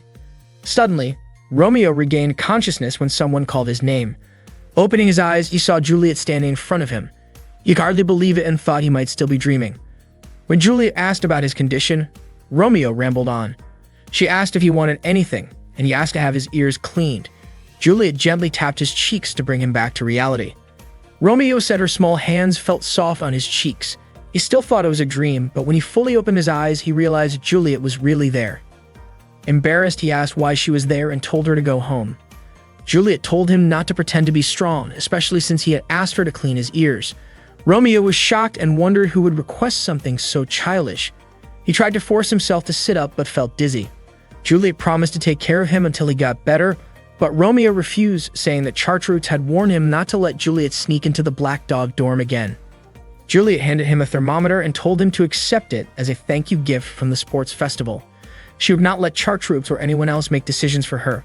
She acted on her own will and was ready to face the consequences. Romeo realized Juliet was stubborn but was glad she was taking care of him. She remarked that his room was stuffy and began tidying it up. After Romeo messed up the sports festival, his room had been turned into a dorm storage room, and Hasuki had even become the leader in his place. Juliet felt guilty, but Romeo said it was the result of the decisions he had made. At that moment, Juliet was looking at an adult magazine that Eigo had lent her. Eigo had even asked Romeo to describe how Juliet's chest felt. Romeo blushed intensely, feeling extremely embarrassed. Seeing the magazine, Juliet stared at him, and Romeo explained the misunderstanding. According to Juliet, it was normal for boys Romeo's age. Romeo tried to explain that the magazine was not his, and that he did not care about any other girl's chest. The only one he liked belonged to Juliet. He was shocked at what he had just said. Juliet called him a perverted boy, but then left to get water and food. She asked for directions to the cafeteria, but Romeo fainted again. Even though Juliet had attended Dahlia Academy for 10 years, the Black Dog dorm felt unfamiliar to her. She tried to avoid people while walking past the classrooms, library, and balcony. She wondered why she was wandering around instead of taking care of Romeo. She went to the cafeteria and brought back a drink and an apple for his lunch. At that moment, she was unsure of her surroundings. Chizuru confronted her, asking what she was doing there and who she wanted to see. When Juliet said she wanted to see Romeo, Chizuru immediately ate the apple, saying that there was no food ration for him. At that moment, Julio thought about running away. Chizuru asked how old Julio was, and Julio immediately suspected that Chizuru doubted his identity. He did not want to answer the question. Chizuru held him in place and insisted on knowing who he really was, refusing to let him go until she got an answer. Julio felt threatened because Chizuru had already become that suspicious of him. In a panic, he splashed some water and ran away. Chizuru was surprised that he had fled just because of a simple question. As Julia ran, he wondered how far Chizuru's suspicion went. If she ever caught him and Romeo in the wrong situation, everything would be over. Julio searched for a hiding place and entered a room filled with steam, not realizing it was a girl's bathhouse. The girls soaking inside screamed and wanted to alert the teachers. Meanwhile, Romeo felt worried, wondering if Julia was angry, and kept going home. Suddenly, Julia opened the door to the room, crying. He admitted that the Black Dog dorm was frightening. Because his clothes were soaked, he quickly removed them and asked Romeo to look away. Romeo could not believe he was in this situation, realizing that Juliet trusted him. His face flushed at the thought of Juliet changing clothes in her room, and he tried to control himself. Although he glanced at her briefly, which Juliet noticed, she scolded Romeo and called him a peeping Tom. Romeo apologized, but then Juliet's pants slipped down, and she blamed Romeo's oversized clothing, even though it was actually her wet clothes that caused the problem. Suddenly, Ava knocked on the door, saying he wanted to retrieve one of his magazines. He assumed Romeo was asleep because the door wasn't answered immediately, so he left. Juliet hid under Romeo's blanket, apologizing for panicking earlier and forgetting that her room door was locked. She asked Romeo not to think badly of her. Romeo's face flushed even more, and he felt his body temperature rising. Juliet panicked and asked him to hang on. Romeo remembered that when he had a fever as a child, he felt close to death, and his mother had cared for him tenderly, singing him a lullaby. Unexpectedly, the song Juliet sang at that moment was the same as the one his mother had sung. Juliet apologized for waking him up, and Romeo asked how she knew the song. It turned out to be a popular Western lullaby that helped people sleep, and Juliet's father had sung it to her when she was young.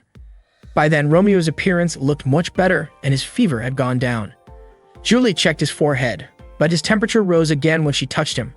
Romeo admitted that his mental state affected his fever, and he also mentioned that thanks to Juliet, the stress in his mind had eased. Juliet was surprised at how quickly he recovered. Romeo thanked her for coming to care for him and asked her to go home soon, warning that staying too long could be dangerous. Juliet admitted that she did not come just to take care of him, as she didn't even know he was sick at first. Romeo pressed her for the real reason, but she was too embarrassed to say it. After he continued asking, Juliet blushed and confessed that she came simply because she wanted to see him. Hearing that, Romeo's body temperature rose again. At that moment, Kako, one of the Black Dog prefects, was staring at a picture of Romeo. Teria asked if Kachu liked Romeo, and Kachu explained that as a prefect, it was her responsibility to keep an eye on that mischievous boy. At the library, a few girls from the Black Dog dorm were talking about the upcoming harvest festival they had been looking forward to. They even planned to break the dorm curfew to attend the festival. They suddenly realized that Kachu and Teria were also there, quietly reading books. After finding what Juliet was looking for in the library, she quickly invited Teria to leave. Kochao and Teria were two highly respected girls in the Black Dog dorm. They were regarded as representatives of the teachers and their academic records were perfect. They went to meet the head prefect of the Black Dog dorm to report that several students were talking about the Harvest Festival that would take place near the school. Kocho even invited the head prefect to join them in checking out the festival, but the prefect said there was no need to go because the main duty of prefect was to protect the students. Kocho argued that where there was a festival, trouble could arise, and it was the prefect's responsibility to keep an eye on things. The head prefect explained that she had to complete a punishment assigned by the school and asked Kocho and Tyria to monitor the festival. She also requested that they train their abilities and deal with anyone causing problems. That day, Romeo and Juliet met in secret. Romeo mentioned that the Harvest Festival would be held across the river near the school. Juliet was already aware of it, and students from the White Cat dorm were allowed to go see it as well. Romeo invited Juliet to go to the festival with him and she agreed. He did not expect her to accept. Juliet explained that she did not want to sneak around for now and would go with her friends. Romeo felt sad and cried, realizing that going with Juliet was impossible. He admitted that he did not expect anything from the festival or the fireworks. Juliet promised to sneak away during the fireworks and invited Romeo to watch them together. For a moment, Romeo smiled, but it turned out she was joking and would meet him at the right time. Juliet then left and Romeo shouted excitedly, looking forward to their date. Suddenly, Kocho fell from a tree in front of Romeo and landed in his arms. Romeo did not recognize her at first and asked why she was up in the tree. Kocho demanded that Romeo let her go, saying that his hands touching her could be considered inappropriate. Romeo apologized and explained that he did not expect to have touched Kocho's chest. Kocho was offended by his rude behavior. Romeo assumed she was a middle schooler and thought she should be thankful for being saved. In response, Kocho bit Romeo's hand, causing him pain. Seeing Kocho in danger, Tyria jumped down, landing on Romeo's head. Kocho thanked Tyria for arriving just in time. Kocho revealed that she and Tyria were twins, 14 years old and second-year high school students. Romeo was shocked to realize that the two kids in front of him were actually his seniors. Kocho explained that they had come to save the cat that refused to come down because Romeo was sitting on the park bench. Hasuki arrived and asked what Romeo was doing. Romeo explained that two strange kids were challenging him to a fight. Hasuki was frightened seeing Kocho and Tyria, while Romeo complained that they were annoying. Hasuki immediately apologized to Kocho and Tyria for Romeo's behavior and told Romeo to bow, but he refused. She explained that they were not ordinary kids, they were prefects. Kocho was the pharmacy expert and Tyria was the machinery expert. Hasuki warned that if the prefects were watching, Romeo's freedom would be limited. Hearing this, Romeo admitted that he hated arrogant and stubborn prefects, especially Kocho and Tyria, who were still kids and annoying. Kocho could not accept being underestimated. She explained that age did not matter. If one was blessed with abilities, it should be used to guide and protect others, which was their motto. Romeo was surprised that they seemed to know about him. Kocho even admitted overhearing his conversation under the bench and suspected that Romeo was hiding something. Romeo realized that if Kocho knew about the conversation, he could not bluff her and reluctantly tried to deceive her. He claimed that he had only been talking to ants under the bench. Kocho and Tyria considered him lonely, while Hasuki felt sympathetic and even wanted to introduce Romeo to new friends. Hasuki and Tyria were also surprised to find that Romeo piqued their curiosity. After escaping from Kocho and Tyria, Romeo returned to his room only to find that Kocho and Tyria were already there. Kocho even teased him playfully, leaving Romeo puzzled about why they were in his room and reading his comic. They came across a rosary in Romeo's room and were surprised that someone from the Thawa side would have one. Romeo quickly grabbed the rosary back from Tyria, realizing for the first time that he should not underestimate these two girls. Kocho struck Romeo because she thought he might do something inappropriate to her twin. Noticing the difference in their chest sizes, Romeo began to doubt that they were actually twins. Kocho guessed that Romeo's panic revealed that the rosary was hiding some kind of secret. Romeo immediately ran away and nailed his door shut, only to find Kocho and Tyria waiting outside, even helping him carry a wooden plank. The commotion caught Chizuru's attention. Kento invited Chizuru to the festival, but she declined. Romeo managed to escape from Kocho and Tyria, who continued to chase him. Kocho was certain that Romeo was hiding a secret. Seeing people rushing toward the festival, Kocho suggested to Tyria that they go as well. Tyria was excited at first, but when Kocho mentioned that they had to find Romeo, her mood turned gloomy again. Kocho and Tyria walked through the festival, which was full of food stalls, drinks, and games. Tyria watched people enjoying themselves, while Kocho reminded her that they were prefects. Kocho began searching for Romeo and soon found him walking alone with that troublemaker expression on his face. The fireworks display would not start for a while, but Romeo needed to find a good spot to watch it with Juliet. Kokchao and Tyria intercepted him, and Romeo could not believe they were still following him.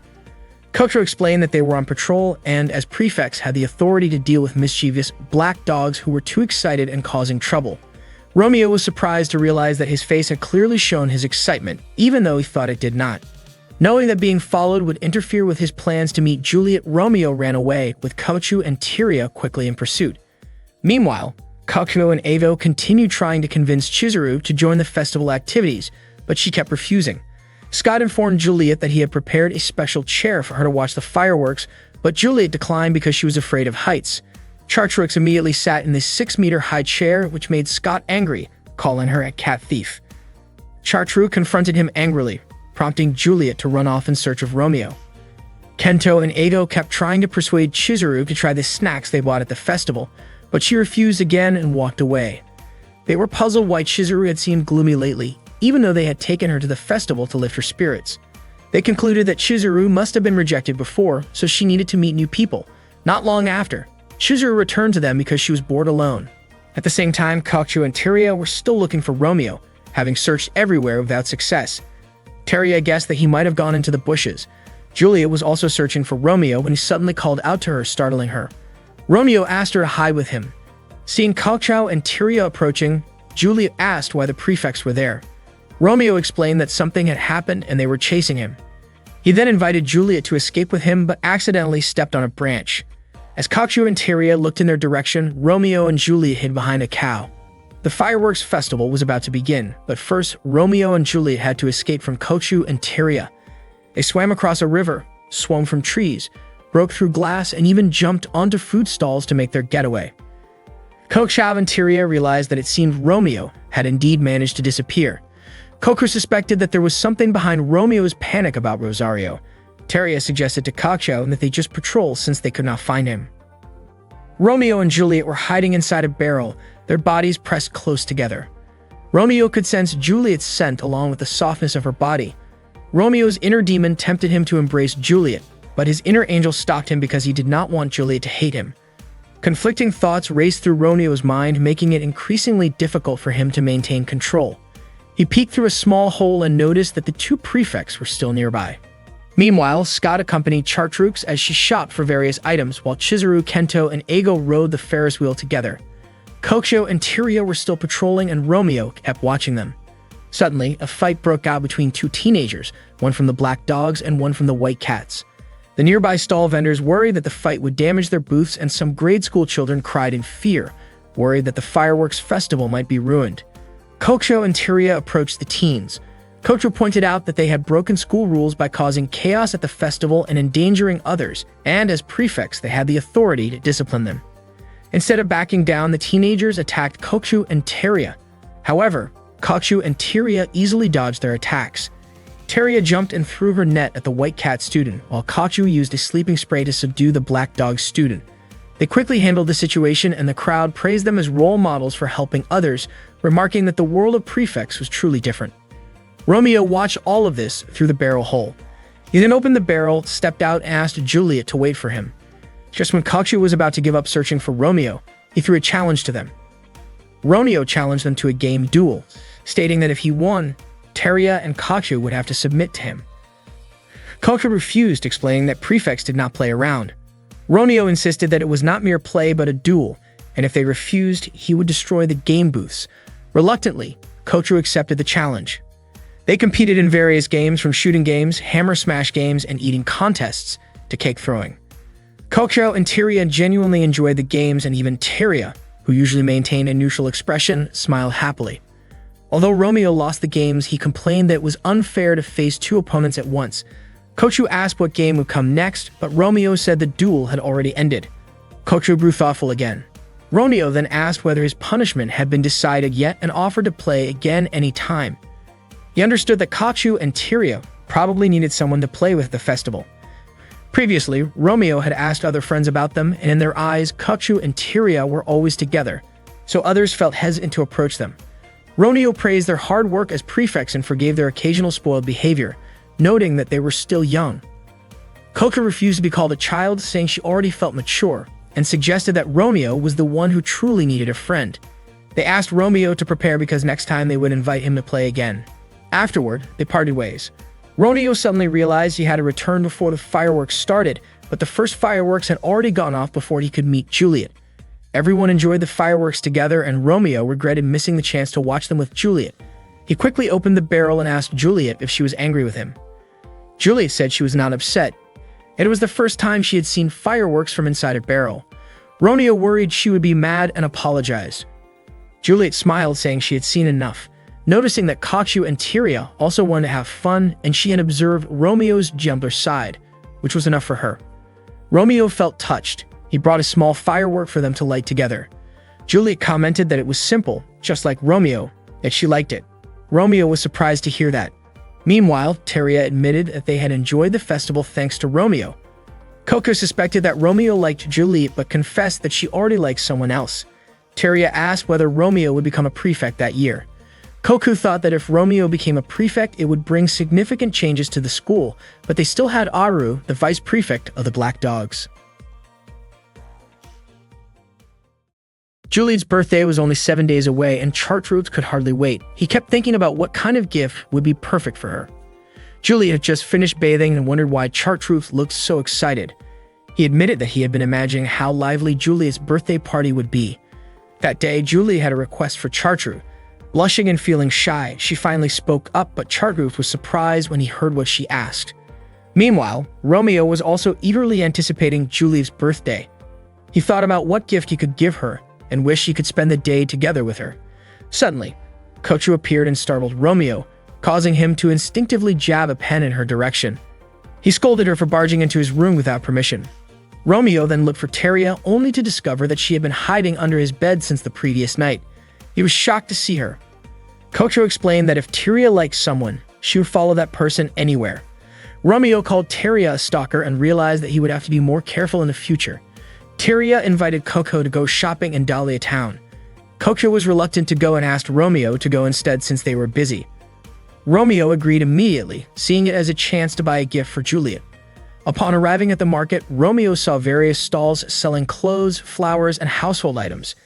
He realized that buying a gift was not as easy as he had imagined, especially since he did not know exactly what Juliet liked. When he spotted a white cat plush, he became certain it would make her happy. To his surprise, Chartreuse had the same idea. They both grabbed for the plush at the same time, startling each other and ending up in a tug of war that tore the toy. Romeo cursed Chartreuse, who appeared upset, which was unusual for him. Chartreuse admitted that he disliked Romeo, and Romeo retorted with the same sentiment. A security officer tried to intervene but was shocked to find that Chartreuse's master was present. The officer questioned the situation, and Chartreuse explained that he had permission from a teacher to leave the dormitory. Romeo was surprised by Chartreuse's sudden shift to a more polite demeanor. The security officer warned them that a radical group from Falway was hiding on the island. He asked Chartreuse to return to school, but Chartreuse could not leave without a bodyguard. He thought about how to handle the situation, but still prioritized finding the perfect gift. Eventually, he claimed that he had brought an extremely strong bodyguard from the west. Chartreuse pulled Romeo into a stall and dressed him up like a white cat student and presented him to the security officer. Later, Romeo led Chartreuse to an alley and insisted he did not want to act as his bodyguard, fearing that their disguise would be discovered. Chartreuse also did not want to go along with it, but had no choice. Romeo refused to follow Chartreuse's selfish whims and even said that if Chartreuse wanted his help, he would have to kneel first. Chartreuse reminded Romeo that he was looking for a gift for Juliet and claimed that he knew better what she wanted. He offered to help happily. Romeo wanted to know but insisted that the gift would be more meaningful if he chose it himself. He was confident that Juliet would appreciate whatever he gave. Chartreuse believed that Juliet would have high expectations for the first gift from her boyfriend and urged Romeo to consider her reaction carefully. Giving the wrong gift could jeopardize their relationship. Romeo, of course, did not want that to happen. He agreed to act as Chartreuse's bodyguard on the condition that Chartreuse tell him exactly what Juliet wanted. They wandered through the market together. Romeo warned that if Chartreuse asked for anything strange, he would stop being his bodyguard. Chartreuse led Romeo into a lingerie store, which made him extremely embarrassed. Romeo assumed Chartreuse intended to buy lingerie for himself, but he was actually shopping for Juliet. Chartreuse picked a set of nightwear that made Romeo faint just imagining it. Romeo suggested a more modest choice, opting for bare-patterned lingerie that was warmer. Chartreuse called Romeo's choice boring but praised it when he imagined it. He still preferred string lingerie, while Romeo liked lace. Juliet, feeling uneasy, was willing to be taken care of for 24 hours. Chartreuse showed Romeo a bra he thought would suit Juliet. Suddenly, his attitude shifted, and he asked Romeo not to speak to him. Romeo was confused by Chartreuse's mood and behavior. All day they wandered through the market without picking a single gift. Romeo became certain that Chartreuse did not really know what Juliet wanted. Chartreuse, meanwhile, was puzzled because Romeo claimed to be Juliet's boyfriend yet seemed unaware of her preferences. He questioned whether Romeo and Juliet were truly a couple. Romeo, frustrated, explained that Juliet did not talk about him much. Chartreuse, surprised that Romeo called himself her boyfriend, suggested that their relationship should end soon. Suddenly, a heavy storm drenched the city. At that moment, Koku and Tyria were curious whether it was really okay to let Romeo go into the city. Koku wondered what Romeo was doing in Dahlia City. She asked Tyria why Romeo had a rosary, even though he was not a white cat. Suddenly, Aeru appeared and asked what Koku and Tyria were talking about. The rain continued to pour in Dahlia City, forcing Romeo and Chartreuse to take shelter until it stopped. Chartreuse felt frustrated because it seemed like something bad always happened whenever he was with Romeo. Romeo helped wring out Chartreuse's coat with force, but Chartreuse scolded him for being too rough, which even caused the coat to tear. Romeo urged Chartreuse to put on his coat quickly because his wet clothes had become transparent over the chest area. Chartreuse teased Romeo by asking if he wanted to hold him, but Romeo avoided the topic. Instead, Chartreuse insisted that Romeo give up on Juliet, promising that in return he would do anything for Romeo, even mischievous things. Romeo flicked him lightly and scolded him, warning him not to behave like that towards someone he disliked. Hearing this, Chartreuse kicked Romeo. When the rain finally stopped, Chartreuse admitted that he had wanted to tell Juliet that Romeo had a hidden motive, but had been unable to. He released Romeo from his role as a bodyguard, saying that he would ask for Chartreuse's protection next time instead. He also apologized to Romeo for forcing him earlier. While walking alone, Chartreuse saw a small child being scolded by his mother for taking his younger sister's belongings. Watching this, Chartreuse realized it had been a long time since anyone had ever scolded him, because no matter how selfish his requests were, people had always given in. That was why he had grown up to be selfish and earned the nickname the Tyrant. Juliet had dared to scold him for being selfish, and he understood that everyone would dislike him if he continued that way. A maid suggested that Juliet should apologize to Chartreuse, but Juliet explained that since they were friends, she needed to tell him when he was wrong. The maid reminded her that Juliet was his servant, not a friend.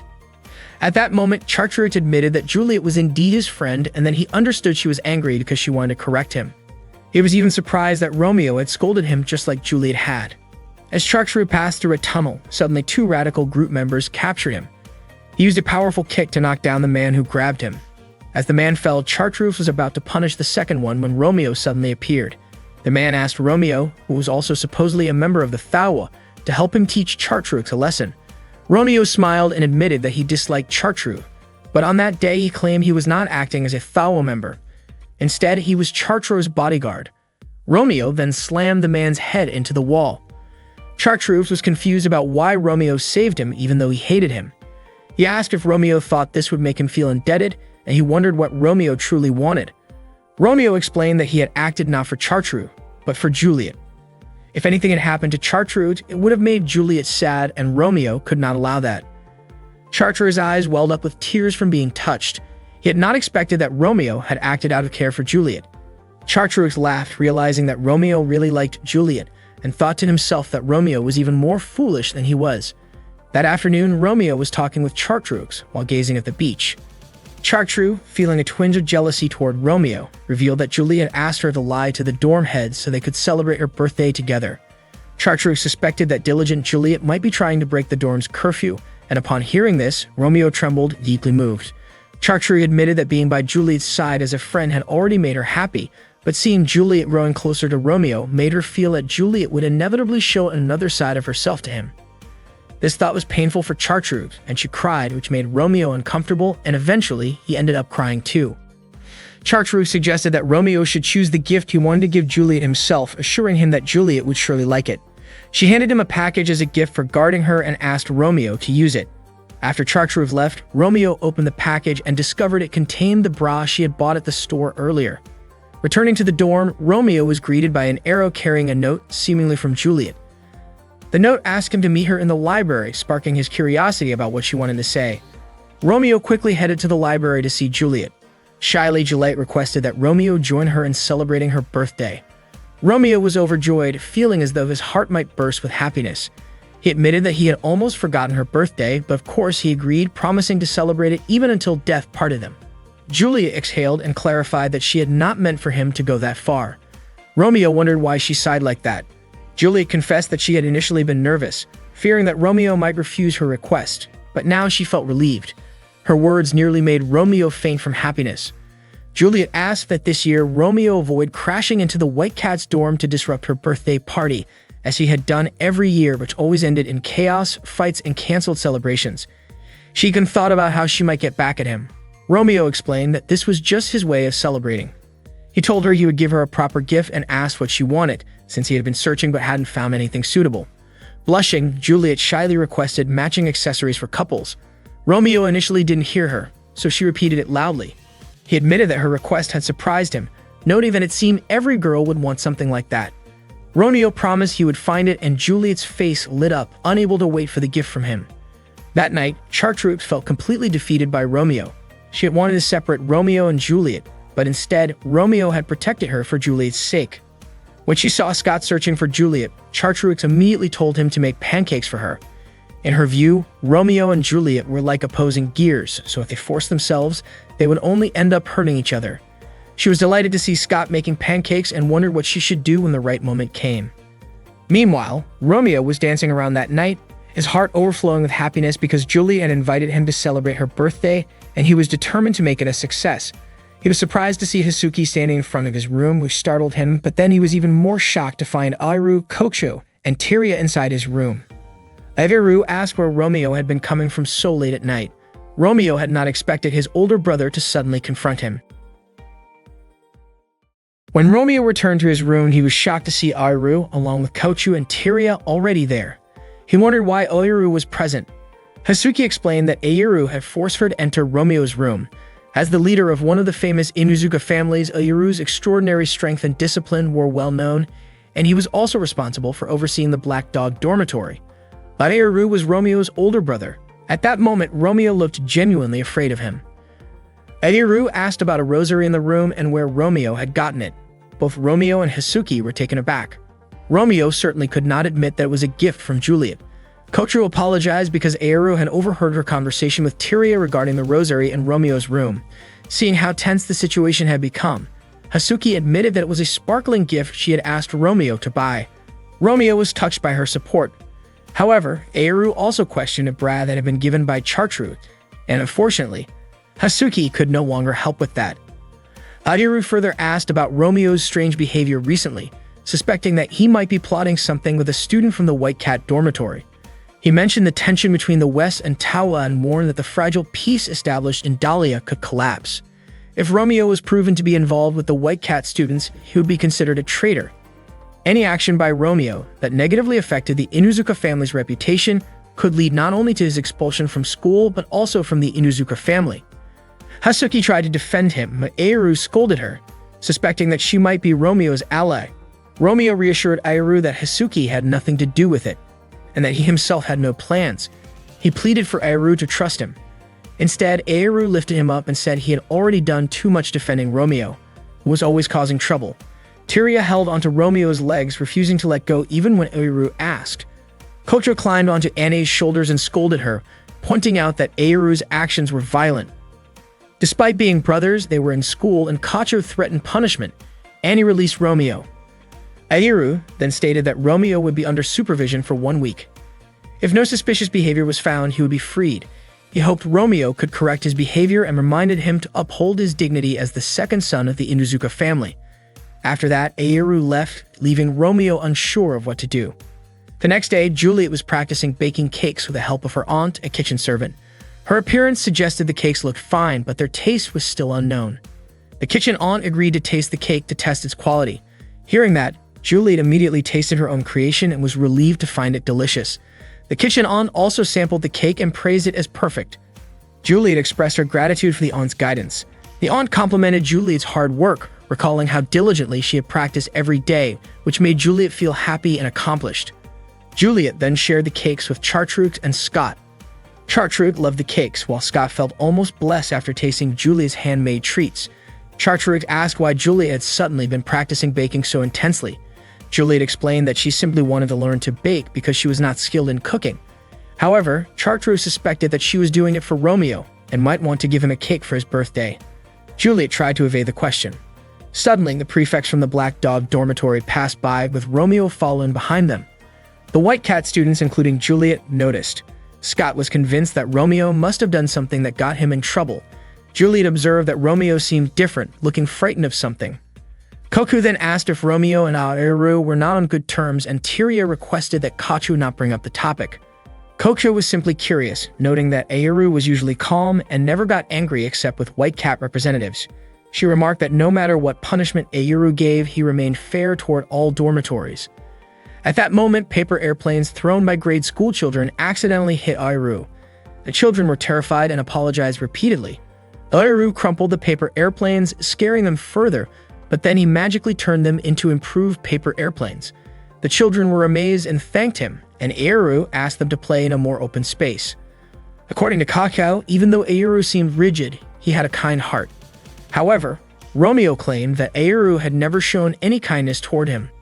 Since childhood, Aoyuru had always been harsh with Romeo, even hitting him until he cried whenever he made a mistake. Aoyuru had become a source of trauma for Romeo. Every day, Romeo was constantly under Aoyuru's watch. Aoyuru did not hesitate to hit him whenever he struggled with his lessons. He would question Romeo about what he had been doing all this time, calling him aimless and useless. Romeo was monitored even during meals and bathroom breaks. While walking with Aoyuru, Romeo crossed paths with Juliet. He paused for a moment to glance in her direction before continuing on. The day before Juliet's birthday, Aoyuru agreed to give Romeo private kendo training. Hasuki thought that, given how closely Romeo was being watched, it was unlikely he would be expelled from school. She also could not bear to see him in such a state. At the same time, Hasuki overheard Scott talking in front of the White Cat students about Juliet's birthday party that would take place the next day. During kendo practice, Aoyuru easily overpowered Romeo, repeatedly urging him to get back up because the training was not yet over. Romeo kept falling and Hasuki could not bear to watch. Chizuru was also observing and found it surprising because Romeo was usually selfish and arrogant and he seemed powerless in front of Aoyuru. Ava remarked that Romeo's spirit had vanished, while Kento even commented that he was wary of how intense Romeo had become. After the kendo session, Hasuki supported Romeo as he walked back to the dormitory, checking to make sure he was alright. She mentioned hearing the White Cat students noisily preparing for Juliet's birthday celebration. Initially, she had assumed Romeo would resist Aoyuru, but fortunately, he had obeyed. Hasuki reminded him to stay strong until the end. Romeo asked if following Aoyuru's instructions meant he was succeeding, explaining that he had restrained himself long enough for Aoyuru to lower his guard. Hasuki was surprised to learn that Romeo had actually planned to meet Juliet. She worried that if anyone found out, Romeo might be expelled. Romeo promised he would not involve her. Hasuki hugged him, admitting she could not bear the thought of losing sight of him at school. Romeo reassured her that it would not happen, though Hasuki could not understand what was going through his mind. Romeo then went to wash his face, leaving Hasuki astonished at his sheer stubbornness. Suddenly, Juliet appeared and asked what Hasuki had meant, questioning why Romeo could be expelled from school. That night, Romeo prepared to leave the dormitory. He had not expected to worry Hasuki so much. For Hasuki, it might have seemed like just an ordinary birthday celebration, but for Romeo, it was meaningful, and he had to meet Juliet at the fountain at 11 o'clock. Romeo ran toward the fountain, assuming that Aoyuru would be asleep and that patrols would come in an hour. He planned to meet Juliet, celebrate briefly, and return within that time. It was Romeo's first time defying Aoyuru as he tried to leave the dormitory, having always feared him before. But at that moment, he gathered all of his courage for Juliet. Just as he passed the gate, Aoyuru asked where he was going. Romeo turned to see his older brother and was surprised he was still awake. It turned out Aoyuru had suspected Romeo was planning something, noticing how obedient Romeo had seemed despite the determination in his eyes. Aoyuru ordered Romeo to return because leaving the dormitory at that hour was forbidden. Romeo refused. Aoyuru questioned whether Romeo intended to fight him, whether he had ever defeated him in their past arguments, and whether he had the courage to challenge him. Romeo, angered by Aoyuru's words, threw a punch, but Aoyuru easily blocked it. Realizing that Romeo had gained the courage to stand up to him, Aoyuru struck him down and called him weak. Romeo threw his fist again, but Aoru easily dodged it and struck Romeo in the face, sending him sprawling. In that moment, Romeo was filled with frustration toward Aoru. But Aoru locked Romeo up and told him to reflect on his mistakes. Before closing the door, Aoru advised Romeo to cool his head first, and then they could talk. Romeo felt immense pain and realized that his strength still did not match Aoru's. Not long after, Kochu and Tyria reopened the storage room. Kochu informed Romeo that Aoru had returned to the dorm, while Tyria remarked that what had happened was exactly as Romeo had predicted. Romeo explained to them that Aoru had always locked him in the storage room to make him realize his mistakes. He believed that at that moment, Aoru must have thought he was completely defeated inside the storage room. Previously, Romeo had actually asked Kocho and Tyria for help to stand up to Aoru. Hearing this, both Kocho and Tyria were surprised and could not understand what Romeo meant. Romeo pleaded with them to let him be free for just 1 hour, though escaping without getting caught seemed nearly impossible. Afterward, he was certain Aoru would lock him up again to make him reflect. Romeo believed that once Aoru relaxed his guard, it would be the only chance for him to escape, and that was why he wanted Kocho and Tyria to help. Romeo begged both of them, but Kocho stated that she had no obligation to help him, especially since she was unsure what he intended to do once free. Unexpectedly, Tyria agreed to help Romeo, a response that shocked both Romeo and Kocho. Kocho wondered how strong Tyria's feelings for Romeo were, but Tyria explained that it was not about liking him. Instead, as a prefect, her duty was to guide and protect students. At that moment, she wanted to help Romeo overcome an obstacle, and that was why she decided to assist him. Hearing this, Romeo was moved and embraced Tyria, overwhelmed by her kindness. Tyria's face turned red as she asked him to let go of the hug. Seeing this, Kocho finally decided to help as well. She realized that Tyria had depended on her for so long without expressing her own wishes. Romeo believed he could deceive the guards, but Kocho requested that in return he cut the schoolyard grass as a form of punishment. She hoped Romeo would return quickly because getting caught could endanger them all. Romeo felt deeply grateful and indebted. He immediately ran off while Kocho wondered why he was so determined despite being battered. Romeo ran on full of excitement, finally reaching Juliet to give her birthday wishes. He had always wanted to celebrate her birthday together. In the past, he often wondered why he could never be with Juliet. This time, however, he was able to do it, see her smile, and be by her side. Romeo was overjoyed and kept running just to reach her. Suddenly, his vision blurred, his body weakened, and he lost all strength, unable to move.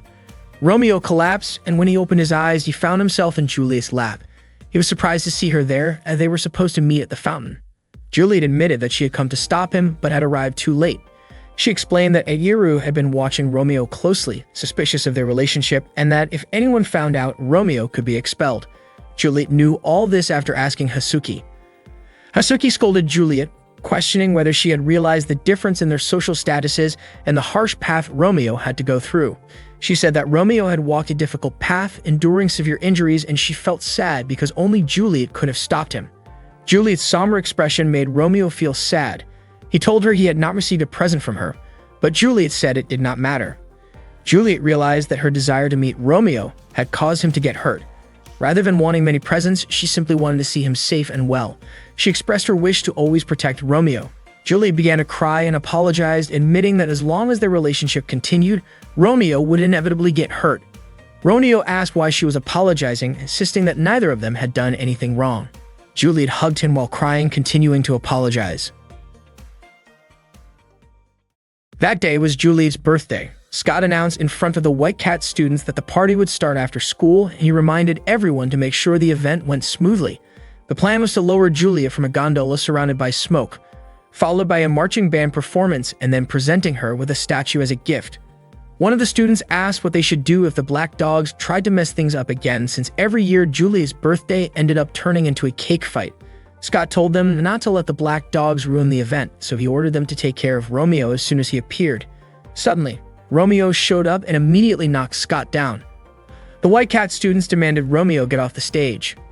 Chartreux and Juliet arrived, and Chartreux was surprised to see Romeo there. Juliet quickly left because she wanted to avoid him, and Romeo ran after her.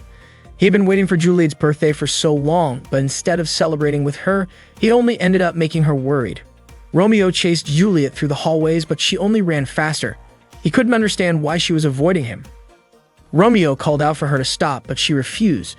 When they reached an intersection, he finally managed to block her way. Romeo even spread out his arms and legs so Juliet wouldn't be able to slip past him. Juliet called him reckless for doing something so dangerous, especially if Aoru saw them. Romeo explained that Aoru was still in class, and that gave them the chance to talk. Even when Juliet asked what would happen if someone else saw them, Romeo said he was ready to face the risk. Romeo asked her if it was really fine for them to not meet at all. Juliet pushed him away, making him fall to the ground. She apologized, telling him that at that moment she didn't want to see him, and then she quickly left. Romeo was left speechless, lying helplessly on the floor. Not long after, Hasuki and Shizuka walked by and were shocked to see him there. They immediately helped bring him to the student infirmary. Hasuki scolded him when she noticed the bruises on his face. Romeo looked completely hopeless, even joking that maybe he would just spend the rest of his life there. Hasuki encouraged him, saying that if he went back to school properly, he would regain his spirit, but Romeo admitted that he didn't feel like doing anything. He never expected that he wouldn't even be able to talk to Juliet, and he couldn't understand what she was thinking. Feeling sorry for him, Hasuki suggested they skip class for the day. They went to an arcade, but the place was completely empty. Romeo asked if it was really okay for someone as diligent as Hasuki to skip with him. She admitted she wasn't always as obedient as people thought. When Romeo jokingly called her teacher, Hasuki quickly put on her glasses and said they weren't skipping school, they were studying life. She asked him not to tease her. As his friend, she didn't want to see him sad, so she had to cheer him up. She invited him to play billiards, but Romeo said he wasn't in the mood. Hasuki kept encouraging him, saying it would be fun. Romeo admitted he had never played billiards before. Hasuki showed him how to hit the ball, and after watching her, Romeo got curious and wanted to try. Hasuki told him to focus on the ball. Unfortunately, when Romeo leaned in to make the shot, he accidentally bumped into her chest. Embarrassed, Hasuki immediately suggested they stop playing billiards and go try something else. They headed to the sheep pen, where Hasuki encouraged Romeo to hug one of the sheep, but the animals avoided him. She told him to try luring them with food, but once the sheep saw the food in Hasuki's hand, they swarmed her and started licking her. Afterward, Hasuki brought Romeo to the top of a tower, where they could see a beautiful view. She believed the scenery would make him feel better. She climbed onto the edge but almost slipped, and Romeo caught her just in time. Grateful, Hasuki thanked him, but her heart started racing and her face turned red as she realized she was still in his arms. She wondered why she was feeling that way when she was supposed to be cheering him up. She could feel the strength of Romeo's hands as he held her. To snap herself out of it, Hasuki lightly knocked her forehead, but she ended up hitting it too hard and started bleeding. She quickly wiped it off. Romeo then noticed a warning sign saying the wall was old and unsafe to climb, so he urged Hasuki to leave with him. Before they left, Hasuki said she wanted to bring him back to that place another time, but Romeo was reminded of Juliet's words when she once asked him out again, and the memory made his expression turn gloomy all over again. That afternoon, classes were finally over. Juliet looked gloomy as she stared at the rosary that Romeo had given her. Chartreuse called her over to let her know that the party had already started. She noticed the cake Juliet had made, the one that was supposed to be given to Romeo the night before as a thank you for his birthday present. Chartreuse asked why the cake was still there. With a downcast expression, Juliet explained that the cake was actually meant for Chartreuse. Chartreuse could already sense that something had happened, especially when she saw how miserable Juliet looked. Juliet admitted that she had hurt Romeo. She felt guilty for asking him to be with her. At first, Juliet thought she was ready to walk down such a risky path, but when she realized that what she did ended up hurting Romeo, she became afraid and didn't know what to do anymore. She couldn't even face him, yet she also couldn't stand the thought of being apart from him and always wanted to stay by his side. Chartreuse pulled Juliet into a hug to comfort her. Meanwhile, Hasuki felt happy after skipping class together with Romeo. Romeo admitted that he had regained his spirit thanks to her, but Hasuki was convinced that he was lying. She had known Romeo for so long, and as she realized that she still wasn't enough to make him truly happy, tears started to well up in her eyes. Romeo was shocked and told her that none of what happened was her fault. Hasuki apologized to him and admitted she never meant to blame him. At that moment, Romeo realized how foolish he had been for making Hasuki worry about him. Feeling guilty, Romeo punched himself in the face. Hasuki was startled and worried his injuries would only get worse. Romeo explained that it was just a small hit on his own weakness, and only afterward did he feel as if his eyes had finally opened to the truth. Hasuki called him an idiot, and the two of them laughed together. Unexpectedly, Chartreuse had been watching them from up in a tree. She climbed down and approached them. Chartreuse told Hasuki that if she really liked Romeo, then she should try to win him over. She even teased Hasuki about not using her natural charm to draw Romeo in. Chartreuse went on to say that if Hasuki had taken Romeo for herself from the beginning, Juliet would have been free and would not have to worry about him so much. Romeo was surprised by her words and asked what she meant. Chartreux handed him the cake that Juliet had made, telling him that it was supposed to be given to him the night before. Romeo was caught off guard by this. Chartreux mentioned that she was busy since Juliet's birthday party was about to start and quickly left. Hasuki was annoyed that Chartreux hadn't even apologized for teasing her like that. Romeo stared at Juliet's cake, then took a bite. Tears streamed down his face as he ate it, leaving Hasuki puzzled. Romeo realized how delicious it was even though Juliet's cakes in the past had always turned out terrible. He began to wonder if maybe she had worked hard just for him. Romeo understood then that Juliet was always making an effort to bring him happiness, while he himself only seemed to complain. Hasuki admitted that she never wanted to see Romeo in danger again, nor did she want to see him looking miserable. What she truly wished was to see his silly smile. Romeo smiled and thanked her. He then invited her to join in on a yearly tradition. Hasuki was very interested, but since the school day was already over, she worried that Aoru might catch them. Romeo, however, didn't care at all. At the same time, Juliet went to Kate's room to ask for advice. Kate was confused why she would come to him when her birthday party was about to begin. Suddenly, a student rushed in to report that members of the Black Dog House were gathering outside with cream pies. It turned out that Romeo was leading them, ready to throw pies at Juliet as a way to celebrate her birthday. Juliet immediately moved to leave Kate's office, but Kate tried to stop her and asked if she was really sure about going out, since the Black Dogs were clearly targeting her. Romeo, meanwhile, realized that he had dragged everyone into this. His plan was to pull Juliet outside and at that moment wish her a happy birthday. He was convinced that she would be touched and that they would embrace. To him, it sounded like a perfect plan, and he was certain it would go smoothly. Romeo shouted for Juliet to come out, but Scott and the others approached him instead. Scott warned him to give up now, or else he'd be pelted with pies by the White Cats. To everyone's surprise, Hasuki attacked Scott first, and soon the others joined in. Romeo announced that they only had until Aoru showed up. As pies flew back and forth between the two sides, Romeo slipped inside the building. He reminded his friends to retreat if things got dangerous. Hasuki fought alongside them, not because she supported Romeo and Juliet's relationship, but because she didn't want to see Romeo sad again.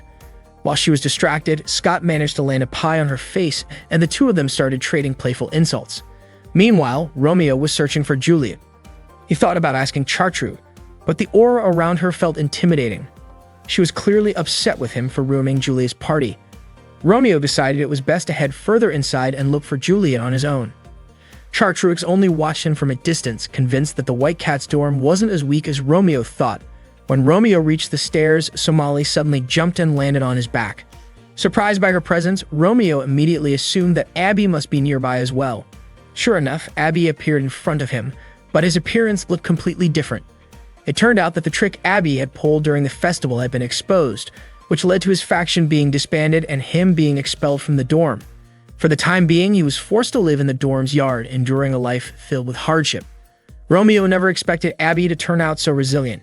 Abby regretted what he had done in the past, knowing he could no longer earn support after resorting to such a dishonest tactic. Because of that, Abby desperately needed more backing to return to the dorm, and Romeo became his target.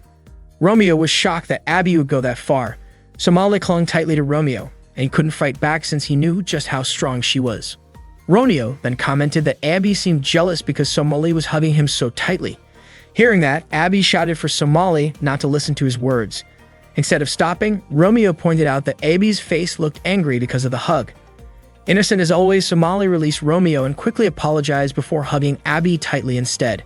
Abby's frustration was clear, but Romeo couldn't believe Somali's cluelessness had actually saved him. He slipped past them easily and went upstairs. However, White Cat's students had already blocked him on both sides. They moved in to surround and attack him, but Romeo managed to escape. The group split up to search for him. Unexpectedly, Tyria was helped up to the ceiling by Kate. Romeo didn't recognize him and was puzzled why Kate would lend him a hand. Kate introduced himself and tried cracking a vulgar joke, but it fell flat and Romeo didn't react at all. Romeo simply went back down, leaving Kate behind, but Kate chased after him. Kate admitted that he was interested in Romeo, believing Romeo had deliberately created this game to fire up both dorms. Kate said he wanted to have some fun with Romeo before someone caught him. To make it more exciting, Kate offered to tell Romeo where Juliet was, claiming he enjoyed thrill just as much. Kate revealed that the Persia dorm was on the top floor in the room at the far corner. Suddenly, Annie appeared with several other White Cat students and scolded Kate for trying to pull off such a foolish trick. Romeo was stunned to discover that Kate was actually the White Cat's head prefect. Kate then revealed his true identity and even introduced Anna as his joke machine. Annoyed, Anna smacked Kate without hesitation. She then told Romeo to give up since Journey had already cornered the Black Dog's students on the lower floor. Realizing this, Romeo understood Kate had set him up from the very beginning. Kate openly admitted it, saying he would now fulfill his duty, even declaring that Romeo's little game was about to end. Meanwhile, Juliet had been locked away by Kate. She regretted having trusted him enough to come there. At that moment, she remembered Romeo's determination the night he came to see her. Inspired by his effort, she resolved to fight in the same way. Juliet opened the window of the room, seemingly ready to find a way out so she could reunite with Romeo. Romeo was beaten down by Kate, and the White Cat students cheered in excitement as they watched. No matter how hard Romeo tried to fight back, Kate's movements were always faster. Kate told him to just give up, but Romeo refused and attempted to kick him. Unfortunately, Kate dodged with ease and sent him crashing down again. Kate did not want to let Romeo stain the honor of the White Cats. Romeo realized Kate's strength was on a whole different level compared to Igaru. Prefects were at the top of the food chain in the dorms, so of course they were incredibly powerful, and Romeo had no way of defeating them. He wondered if he would need to surpass them in order to change the world. Suddenly, it struck him that he could not stay like this, and there was no way he could let Juliet see him looking that weak. Romeo charged forward again to face Kate, fully aware that Kate was not someone he could beat. He threw his jacket at Kate and managed to wrap Kate's legs with his belt. Kate imitated Romeo's clever move. Romeo immediately used the moment to escape, since Kate was never his real target. He sprinted toward the window and leaped out from the third floor. The students gasped in shock at Romeo's reckless move. At that very moment, Juliet reached out from the neighboring room and grabbed his hand. Scott quickly rushed to the window, but Romeo was nowhere to be found. Meanwhile, Kachu and Tyria went to Anna's room. They reported that a first-year Black Dog student was causing chaos in the White Cat dorm to ruin Juliet's birthday. Airu suddenly remembered the rosary and the calendar marker in Romeo's room, and he became certain everything was connected to what was happening that day. At the same time, Romeo thanked Juliet as they sat together on the balcony. He was surprised because Juliet was supposed to be in the farthest room. Juliet admitted she was there earlier but had climbed out the window to reach the balcony.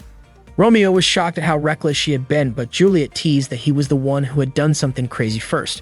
She asked why Romeo had come, and then she began to cry, admitting how worried she had been for him. Romeo was deeply moved. He gently held Juliet's arm and wished her a happy birthday. Her face turned red as soon as she heard those words, realizing that was the real reason Romeo had risked so much to see her. Juliet never expected everything Romeo did to be only for her, especially since he had dragged everyone else into the mess and even ended up hurt, when she had avoided him precisely because she did not want him getting injured. Romeo explained that wounds on his body would eventually heal, but the pain of Juliet rejecting him would never go away.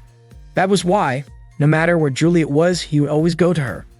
Juliet lightly hit him and called him foolish, but at the same time, she admitted she was the foolish one.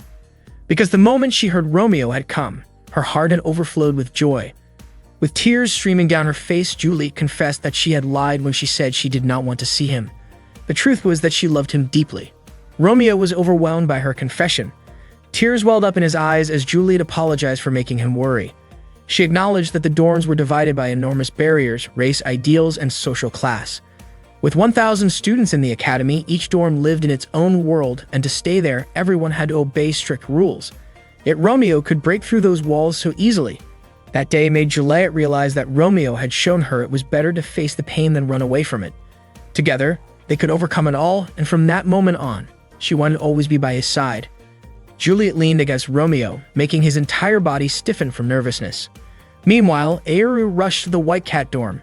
The students there were stunned when they saw that the Black Dog students, who had been so rowdy, immediately calmed down the moment Airu arrived. Kento looked annoyed because he had not even gotten the chance to throw a pie at Juliet. Airu asked Hasuki to keep an eye on the Black Dog students while he went to find Romeo. Hasuki followed his instructions, and at that point, the Black Dog students believed punishment was inevitable. Because of that, Avo and Kento attempted to escape. Unfortunately for them, the moment they opened the door, Journey slammed them both down. He made it clear that none of the students there would be allowed to escape so easily from the White Cat dorm. Eigo and Kento commented on how strange Journey's uniform looked. Journey was actually a prefect of the White Cat dorm, known as the wildest man in the world. He deliberately wore a uniform style like a girl's so he could better understand how girls felt. Journey declared that he wanted to be a man who possessed both strength and cuteness, and for that reason, he would never allow anyone to mock his appearance. Hearing that, Eigo and Kento looked terrified. Journey promised to let them go if they could match his cuteness. With no other choice, Eigo and Kento gave it a try and performed a silly moe pose together. Unfortunately, Journey immediately hit them both, saying they weren't cute at all. Out of options, Eigo and Kento asked Hisuki to step in and deal with Journey. Journey didn't care that Hisuki was a girl. He wasn't going to forgive her so easily either. Suddenly, Chizuru threw a pie straight at Journey and told his friends to hurry back to the dorms. Eigo and Kento were surprised, wondering if Chizuru wasn't the one who usually avoided this kind of prank. They even thought maybe Chizuru had been secretly watching over them out of concern. Eigo got emotional and called him a tsundere. Journey then dropped to his knees in front of Chizuru, calling him cute. Eigo couldn't believe how easily Chizuru had managed to beat Journey. Just then, Romeo and Julie appeared and started throwing pies at each other while the students watched from below. Romeo said that once again they were tied this year, while Julie insisted she wouldn't forgive him for ruining her party every single year. After that, Romeo told his friends to retreat since they had already succeeded in disrupting Juliet's party. At that moment, Kate couldn't understand why Romeo and Juliet were both there, while Chartu simply smiled at their antics. Romeo felt relieved because his plan had worked. Unfortunately, Aoru suddenly showed up, shocking Romeo. He was frightened, but since Juliet was standing by his side, he forced himself to stay calm. Romeo smiled and explained that he only came to throw pies like he always did. Since there was no rule against entering the White Cat's dorm, Aoru had no reason to punish him. Aoru suspected Juliet was the one connected to Romeo. He admitted he had long been suspicious and realized Romeo must have had a strong reason for all of this. In Aoru's eyes, Romeo had tried to sneak in just to celebrate Juliet's birthday, especially since the celebration that night had failed. Romeo denied it, but the students listening couldn't help but wonder if Romeo and Juliet were really involved. Juliet argued that Aoru's accusation was nothing more than an insult meant to humiliate her. Scott firmly believed Juliet would never betray them, and Chartu was convinced it had to be some kind of trap. Aoru then revealed the so-called evidence: a rosary he had found in Romeo's room and a calendar marking Juliet's birthday. Juliet dismissed it as weak evidence, but Aoru wasn't done. He presented a bra he claimed to have discovered in Romeo's room, shocking everyone. Students were furious at Romeo, while Juliet, clearly upset, demanded to know whose it was. Romeo, just as shocked, admitted he had no idea. Scott panicked at the revelation, while Chartu recognized it as one she had given away. Kate walked over laughing, calling the whole thing harassment. Aoru told him to back off, saying he didn't want anyone acting too familiar with him. But Kate argued that Aoru should be the one stepping back since they were in the White Cat's dorm, and he wanted to hear Juliet's side of the story. The students were caught off guard, and Chizuru also looked upset with Romeo. Realizing everyone suspected him, Romeo grew tense, and Juliet also appeared pressured when Kate demanded her explanation. Aoru and Kate insisted both Romeo and Juliet explain themselves properly in the dorm. Following the prefect's orders, they had no choice. Romeo thought about whether this meant his relationship with Juliet was about to end even after everything they had gone through together. He didn't want to let it all slip away. Suddenly, Juliet threw a sword at him, challenging him to a fight. She couldn't stand being accused of having a relationship with him. Romeo was stunned to see the weapon was real. Juliet claimed Romeo had wounded her pride. Chartu and Hisuki couldn't believe she was using a real sword to prove her innocence. Romeo didn't want to fight, knowing how dangerous it could be. But Juliet attacked anyway, forcing Romeo to defend himself. The students panicked, wishing someone would stop the dangerous duel. Aoru told them to quit their act, but Juliet insisted she was fighting to protect her honor. Kate grew worried because Juliet was famously stubborn, while Aoru argued it was just a bluff since Romeo wasn't showing any real intent. He added that once the act ended, he would catch them. But Romeo could tell from Juliet's movements that she was dead serious. Juliet asked whether Romeo was refusing to fight back. She declared that she had made up her mind to fight him with everything she had, even if it meant hurting or being hurt in the process, all for the sake of her pride. Her words carried the weight of determination, as if she was ready to change her world. Romeo laughed and said maybe he could even take her life, but Julie urged him to come at her and prove his resolve. The students grew even more anxious, afraid the duel was real. At that moment, the only thing in Romeo's and Julie's minds was being together with the one they loved, which was why, no matter what, they had to fight. They both leaped forward, swords drawn, clashing with one another as the students screamed in shock. After that incident, Romeo and Juliet retreated in the student infirmary, while their friends waited outside the room. They thought that if Romeo and Juliet were truly dating, they would never have done something like that. The event had been terrifying, and it was only thanks to Ayeru and Kate stepping in at the last moment, just as the tip of the blade reached the throat. That disaster was avoided. Chartreux told the others to return immediately, and once Romeo and Juliet heard that their friends had left, they opened their eyes. Romeo admitted that the fight had been intense and that they were lucky it worked out. Their true target during the battle had actually been the rosary. Juliet felt relieved that Romeo understood the signal she had given, because if the two of them hadn't shown such resolve, Ayeru and Kate might never have been moved to intervene. Both Romeo and Juliet apologized to each other for damaging the rosary, but Juliet forgave him since they had no other choice. When Romeo saw Juliet's tears fall, he was surprised, but then realized she was crying out of relief. She had thought it might be the end for them, and she also knew moments like that would probably happen again. Romeo then revealed a pair of rings as a birthday gift for Juliet. He had been unsure about giving them since they could never wear them openly in front of others, but he made up his mind. Romeo declared that he would become a prefect and start by changing the school. When that time finally came, he wanted Juliet to wear the ring he gave her. He asked if she could wait for him until then. Juliet embraced Romeo tightly, saying she would wait no matter how long it took, and she wanted him to prove how amazing he could be. That sudden hug made Romeo feel as if he was floating. Meanwhile, Ayeru and Kate were scolded by their dorm leader for what had happened to Romeo and Juliet. As punishment, Romeo and Juliet were confined to the dorm for a week. Hasuki scolded Romeo for making her so worried, but she was grateful he was safe. Romeo thanked her, saying it was all because of her. Hasuki's face turned red with embarrassment, but she quickly hid it and told him never to do something so reckless again. Later, Chartreux mentioned the bra that had been found in Romeo's room, apologizing because she hadn't expected things to turn out that way. Juliet forgave her, saying what mattered most was that no one found out about them.